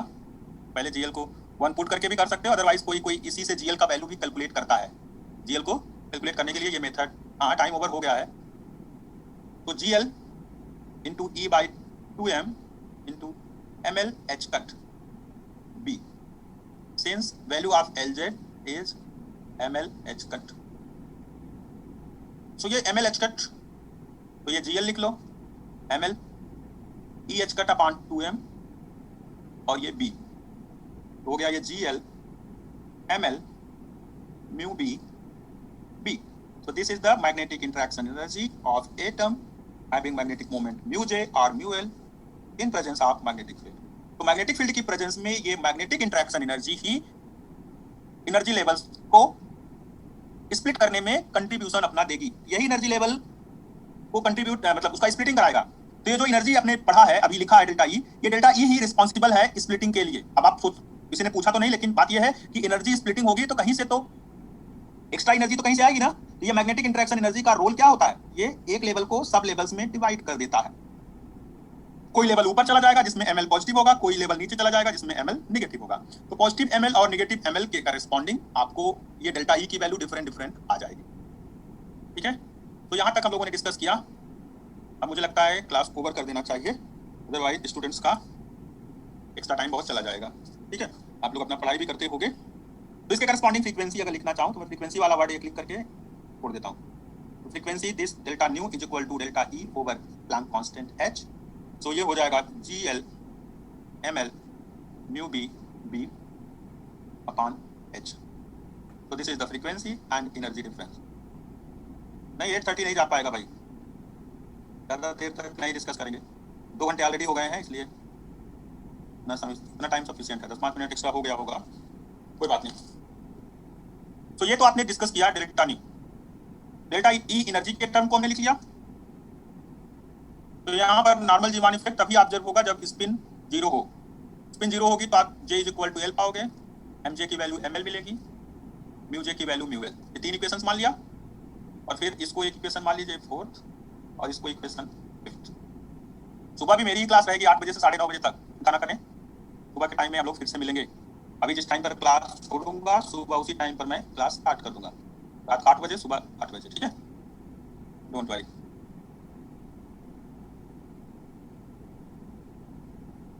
चलिए लिख लीजिए आप लोग, अगली क्लास कर लेंगे हम लोग, डिस्कस करेंगे कल की क्लास में फर्दर जो टॉपिक्स रहेंगे उसको। अरे 8:15 पे नहीं शुरू करूंगा, आज का क्लास 8 o'clock पर एंड होना था, 8:15 हो गया, कोई बात नहीं। कल सुबह हम लोग 8 बजे से पढ़ेंगे 9:30 तक। भाई और भी टीचर्स हैं, सबका क्लास लगता है, इसलिए मैं कह नहीं सकता रेगुलर चलेगा, लेकिन 2-3 दिन 4 दिन तो रेगुलर रहेगा। अभी एक्चुअली बीच में गेट वगैरह के पेपर आ गए, जो टीचर अवेलेबल थे उन्होंने क्लास ले लिया। ओके जी, गुड नाइट गुड नाइट। चलिए आप पूछना शुरू करिए जिसको डाउट हो, प्रॉब्लम हो, अनम्यूट करें अपने आप को, क्वेश्चन पूछिए सर। उसमें सर जो हमने केस लिया था जिसमें हमने इलेक्ट्रॉन को स्टेबल मान के और प्रोटॉन का डायरेक्शन उल्टी डायरेक्शन में जो रोटेशन हमने सर वो लिया था, न्यूक्लियस सॉरी न्यूक्लियस लिया था सर। उसमें जो हम इंटरेक्शन, उसमें से जो मैग्नेटिक फील्ड हम ले रहे थे वो सर इलेक्ट्रॉन की स्पिन की वजह से ले रहे थे या sir orbital moment of nucleus की वजह से ले रहे थे जो इंटरेक्ट कर रहे थे? देखिए उसमें अगर आप न्यूक्लियस को एट ए पॉइंट फिक्स कंसीडर करोगे, न्यूक्लियस को फिक्स पॉइंट मान लोगे, न्यूक्लियस के पास चार्ज है, इसलिए जहां पर इलेक्ट्रॉन होगा वहां पर एक मैग्नेटिक फील्ड क्रिएट हो जाएगी ना, एक फील्ड क्रिएट होगी। उस इलेक्ट्रॉन का अगर इलेक्ट्रॉन के मोशन के साथ न्यूक्लियस के पॉइंट पर इलेक्ट्रॉन अगर मोशन में होगा, इलेक्ट्रॉन मोशन में मींस वहां करंट होगी, और moving current, moving charge magnetic field create करता है। और एक चार्ज स्टैटिक मानोगे तो आप स्टैटिक चार्ज जहां पर होगा उसके थ्रू इलेक्ट्रिक फील्ड क्रिएट होता है। Yes sir. आप इसमें जो मैंने उसमें लैंग्वेज लिखवाई थी यही था कि इलेक्ट्रॉन एट रेस्ट मान लो रिलेटिव मोशन में, तो इलेक्ट्रॉन जब रेस्ट में हो जाएगा दैट मींस कि इलेक्ट्रॉन की स्पिन होगी, और जो मोशन कर रहा है वो मोशन कौन कर रहा है? मोशन कर वो रहा तो है सर आपका, न्यूक्लियस कर रहा है। हाँ, तो न्यूक्लियस मोशन में है, दैट मींस न्यूक्लियस के कारण इलेक्ट्रॉन की जगह पर जहां इलेक्ट्रॉन प्रेजेंट है यस वहां सर, पर यस सर, मैग्नेटिक फील्ड जो बायोसेवर्ट लॉ वगैरह पढ़ते हो, yes sir, yes sir, definitely sir. तो उसके कारण वहां जहां इलेक्ट्रॉन है, इलेक्ट्रॉन के पॉइंट पर एक मैग्नेटिक फील्ड क्रिएट हो जाएगा। अब जो इलेक्ट्रॉन है वहां स्पिन भी कर रहा है और साथ साथ इलेक्ट्रॉन के पास एक मैग्नेटिक फील्ड का क्षेत्र भी, एक एरिया भी, एक रीजन भी है मैग्नेटिक फील्ड का, तो वो मैग्नेटिक फील्ड और ये इलेक्ट्रॉन का स्पिन मोशन ये इंटरेक्ट और करेगा। सर जो स्पिन की वजह से मैग्नेटिक फील्ड जनरेट करता है इलेक्ट्रॉन, हाँ, सर उसका इफेक्ट कभी पड़ता है उसके? वो आप देखो रिलेटिव सेंस में दोनों को एक दूसरे से रिलेट कर सकते हो, बिकॉज इलेक्ट्रिक से मैग्नेटिक, मैग्नेटिक से इलेक्ट्रिक दोनों क्रिएट होते हैं। तो अगर एक को रेस्ट में मानोगे तो रेस्ट के कारण इलेक्ट्रिक, और अगर एक को मूविंग में मानोगे तो मूविंग के कारण वहां एक्चुअली एक ऑर्बिटल है, ऑर्बिटल मोशन जिसके कारण एल मिलता है, Yes, sir. जिसके कारण एस मिलता है, दोनों के Yes, sir. इंटरेक्शन आपको एलएस इंटरेक्ट मिलता है। ठीक है यस सर। सर एक और डाउट है। हाँ जी, बोले बोले। सर जो magnetic moment of orbital magnetic moment होता है, अगर हम वन इलेक्ट्रॉन पार्टिकल का अगर हम एग्जांपल लें, वन इलेक्ट्रॉन एटम का, सर उसका जो ऑर्बिटल मैग्नेटिक मोमेंट होता है उसकी वैल्यू अगर कंपैरेटिवली हम देखा जाए स्पिन ऑर्बिटल मोमेंट के, तो सर उसमें स्पिन की ज्यादा आती है, क्योंकि सर उसका जो जी होता है वो 2 होता है। सर इसका कोई रीजन है क्या? फिर से बोलो एक बार आप अपने क्वेश्चन को। सर जो म्यू एस होता है सर स्पिन ऑर्बिटल मोमेंट, वो सर म्यू एन से ज्यादा होता है कंपैरेटिवली। सर जी की जो वैल्यू आती है सर हमारी, जीएस जो होता है सर 2 होता है और जीएल सर 1 होता है। तो अगर हम उनकी वैल्यू कंपेयर करें तो सर स्पिन वाले की वैल्यू ज्यादा आती है कंपैरेटिवली ऑर्बिटल वाले से। अगर सिंगल वो तो ठीक है, वो तो आ जाएगा, लेकिन कई कई बार एल की वैल्यू ही 0 हो जाती है तो जीएल का कोई रोल नहीं रह जाता। हाँ सर, बट सर एक स्पिन भी 0 हो सकती है, तो इसलिए स्पिन 0 हो जाएगी, तो जीएस 2 लगाया कि 4 लगाए से फर्क नहीं पड़ेगा। नहीं सर, मैं सिंगल इलेक्ट्रॉन एटम की बात कर रहा हूं सर, सिर्फ सिंगल इलेक्ट्रॉन एटम को अगर एल वैल्यू 0 में ही रखोगे, स्पिन आपको लार्ज मैग्नेटिक मोमेंट देगा, स्पिन मोमेंट। बट सर उसका जो एरिया है, तो एरिया इंक्लोज होता है सर, वो तो ज्यादा होता है ना सर उसका कंपैरेटिव ऑर्बिटल वाले का कंपैरेटिवली उसके। इलेक्ट्रॉन वो ऑर्बिटल, आप एरिया से मत रिलेट करो, स्पिन मोशन में एरिया नहीं लेते। अच्छा अच्छा। एक्चुअली बाई एक्सपेरिमेंटल डेटा मिलता है, एक्सपेरिमेंटली जो ऑब्जर्व रिजल्ट है उसके अकॉर्डिंग। हाइड्रोजन के केस में अगर single electron ground state L equal to 0 में है, मींस ऑर्बिटल मैग्नेटिक मोमेंट 0 होगा, स्पिन मैग्नेटिक मोमेंट ही ओनली उसके पास एग्जिस्ट करेगा। तो लोगों ने एक्सपेरिमेंटली ऑब्जर्व किया है मैग्नेटिक। यस सर, ठीक है। इसका सर एक लॉजिक सर ये दिया गया था, ये सर मैं थोड़ा स्टडी करा था, इसमें सर ये बताया गया था कि जो ऑर्बिटल में जो सर जो हमारा जो करंट आता है ना सर, उसका सर जो कहते हैं उसमें सर जो ऑर्बिटल मोशन होता है वो कंपैरेटिवली बहुत स्लो होता है स्पिन के। तो सर उस तरीके से उन्होंने एनालॉजी दी थी कि मतलब स्पिन में जो होता है वो मूवमेंट ऑफ करंट, क्योंकि चार्ज तो दोनों बराबर होता है न्यूक्लियस में और ऑर्बिटल का और स्पिन में, तो कहते हैं जब मोशन होता है सर वो फास्ट होता है, तो dq upon dt की वैल्यू उसमें ज्यादा जाती है स्पिन में, इसकी वजह से कहते हैं कि ज्यादा जाता है सर। कह सकते हो, लेकिन प्रॉब्लम क्या है ना कि जो इलेक्ट्रॉन का स्पिन मोशन है, इलेक्ट्रॉन का स्पिन मोशन अपने एक्सिस पर ही हो रहा है। यस सर, स्पिन मोशन अपनी एक्सिस पर ही हो रहा है, उसी एक्सिस मोशन कर रहा है, और साथ साथ वो ऑर्बिटल भी कर रहा है। एग्जैक्टली कोई रेडियस वगैरह तो नहीं जानता है ना कि उसकी इलेक्ट्रॉन का अपना रेडियस कितना है और कितना वो मूवमेंट कर पाएगा। जस्ट एक एनालॉगस, जैसे आपने बोला एनालॉजी देकर के उसको एक्सप्लेन करने के लिए सोच सकते हैं कि उसका रेडियस कम है, उसका ऑर्बिटल जो एरिया होगा वो मैग्नेटिक मोमेंट के लिए रिस्पांसिबल होता है, ज्यादा मोशन होगा, EV/2πr समथिंग लिखते थे ना लोग। हां सर, यस सर, उसके अकॉर्डिंग आप एक्सप्लेन कर सकते हो। जी, थैंक यू। Question number 36। हाँ जी, कुछ पूछना चाह रहे हैं, बोलिए। Differences between Riemann effect. Riemann effect magnetic field में होता है, फाइन स्ट्रक्चर के लिए कोई मैग्नेटिक फील्ड रिक्वायर्ड नहीं है। Vibhudatta, there is no required magnetic field for spin orbit interaction. Question number 36 बोला था। क्वेश्चन नंबर 36 क्या कुछ पूछ रहे हैं, बोलिए सचिन। स्टार्टिंग से स्लाइड दिखा दीजिए। जीवान इफेक्ट में मैग्नेटिक फील्ड रिक्वायर्ड है। ये पहली स्लाइड थी जो कि पिछले क्लास से लिया था मैंने, यहाँ से स्टार्ट हुआ था। Splitting of MJ. अरे भाई एमजे तो तभी मिलेगा ना जब मैग्नेटिक फील्ड अप्लाई करोगे, अदरवाइज एमजे तो रहेगा ही नहीं विभू। एमजे मैग्नेटिक फील्ड ऑन ही अपना रोल प्ले करेगा, otherwise in the absence of magnetic field only वहां जे वैल्यूज रहेंगी, जैसे हाफ, 3/2, 5/2। जो क्वेश्चन सॉल्व किया था 3 स्पेक्ट्रल लाइन वाला, इसमें 5/2 से 1/2 ट्रांजिशन मेंशन नहीं किया हमने, उसको कैंसिल कर दिया था। वो वाला तो प्योरली एलएस कपलिंग वाले ही बेस पर सॉल्व किया गया। जब जे के करस्पॉन्डिंग एमजे लिखोगे तब आपको मैग्नेटिक फील्ड कंसीडर करना होगा। Fine structure is it splits into different j values, yes, different j values, half, 3/2, 5/2, 7/2, etc. और वो j values नेगेटिव नहीं होंगी, ओनली पॉजिटिव रहेंगी। लेकिन जब मैग्नेटिक फील्ड अप्लाई करोगे तो आपको mj वैल्यूज पॉजिटिव नेगेटिव दोनों मिलेंगी, और उसके करस्पॉन्डिंग आपका कैलकुलेशन मैं यहाँ पर आपको एक्सप्लेन कर ही रहा हूँ। अगली क्लास में और डिटेल में होगा और आगे जीमान इफेक्ट डिस्कस करेंगे। ओके जी, वेलकम सर। क्वेश्चन नंबर 52 दोबारा देखता हूँ क्वेश्चन क्या है, ये देख लीजिए। Without including spin, total degeneracy is known as Coulomb degeneracy. Coulomb degeneracy मतलब स्पिन इंक्लूड नहीं करना है। स्पिन इंक्लूड करोगे तो जितने भी स्टेट्स हैं वो 2 टाइम्स बढ़ जाएंगे, एक अप स्पिन के लिए, एक डाउन स्पिन के लिए। इसलिए वहां पर जीएल और जीएस ये लैंड जी फैक्टर होता है, एक स्पिन मोशन का और एक ऑर्बिटल मोशन का। तो जी के साथ एस लगाया मतलब प्योरली स्पिन मोशन है, उसके लिए जी फैक्टर, लेंथ जी फैक्टर की वैल्यू GS 2 हो जाएगी। और GL क्या है? GL is only for purely orbital motion, length ji factor for purely orbital motion. GS का वैल्यू 2 होता है, GL का वैल्यू 1 होता है। ये मैग्नेटिक मोमेंट वाले टॉपिक में एक बार देख लीजिएगा, स्लाइड दिखा दीजिए। डिफरेंट दोनों मोशंस अलग अलग हैं, दोनों के मैग्नेटिक मोमेंट्स के कंपैरिजन से भी, या कह सकते हो आप वहां पर गायरोमैग्नेटिक रेशियो के वैल्यूज के साथ, एक में E/m आता है। जब स्पिन मोशन की बात करते हैं तो gyromagnetic ratio μs/s, μs magnetic spin moment और स्पिन एंगुलर मोमेंटम का रेशियो E/m आता है। जब ऑर्बिटल मोशन देखते हैं तो ऑर्बिटल मोशन में GL/L गायरोमैग्नेटिक रेशियो की वैल्यू E/2m आती है। तो गायरोमैग्नेटिक रेशियो, मैग्नेटिक मोमेंट और एंगुलर मोमेंटम का रेशियो जो है वो स्पिन मोशन में E/m आएगा और ऑर्बिटल मोशन में E/2m आता है। तो दोनों को इक्वेट करने के लिए हमने एक में 1 और एक में 2 मल्टीप्लाई कर लिया। 2j + 1 will be equal to 2n², नहीं ये नहीं है। 2n² तो जस्ट नंबर ऑफ इलेक्ट्रॉन्स देखकर हम लोग लिखते हैं, नंबर ऑफ इलेक्ट्रॉन्स, कितने पॉसिबल स्टेट्स बनेंगी इलेक्ट्रॉन्स की। 2j + 1 ये एनर्जी लेवल्स को रिप्रेजेंट करता है, पर्टिकुलर एनर्जी लेवल्स के लिए 2j + 1 होगा। 2n² जो लिखा है, 2n² से पॉसिबिलिटी ओनली इलेक्ट्रॉन की स्टेट्स की आप बताते हैं, इलेक्ट्रॉन के स्टेट्स, इलेक्ट्रॉन किस तरह से किस स्टेट में होगा, ML कंफिगरेशन देखकर 2n²। और कंफिगरेशन के बेसिस पर जब आप LS कपलिंग लगाते हो, एंगुलर मोमेंटम J निकालते हो, ऑर्बिटल एंगुलर मोमेंटम L निकालते हो, स्पिन एंगुलर मोमेंटम S निकालते हो, तो वो टर्म आता है आपको 2j + 1 से। वहां डिफरेंट J वैल्यूज की डिफरेंट रीजन रेशियो। तो ये भी क्वेश्चन है। चलिए ठीक है, क्लास ओवर करते हैं हम लोग। ये कुछ स्लाइड्स जिसको नहीं मिला होगा वो ले लीजिए, देख लीजिए, हर स्लाइड यही है।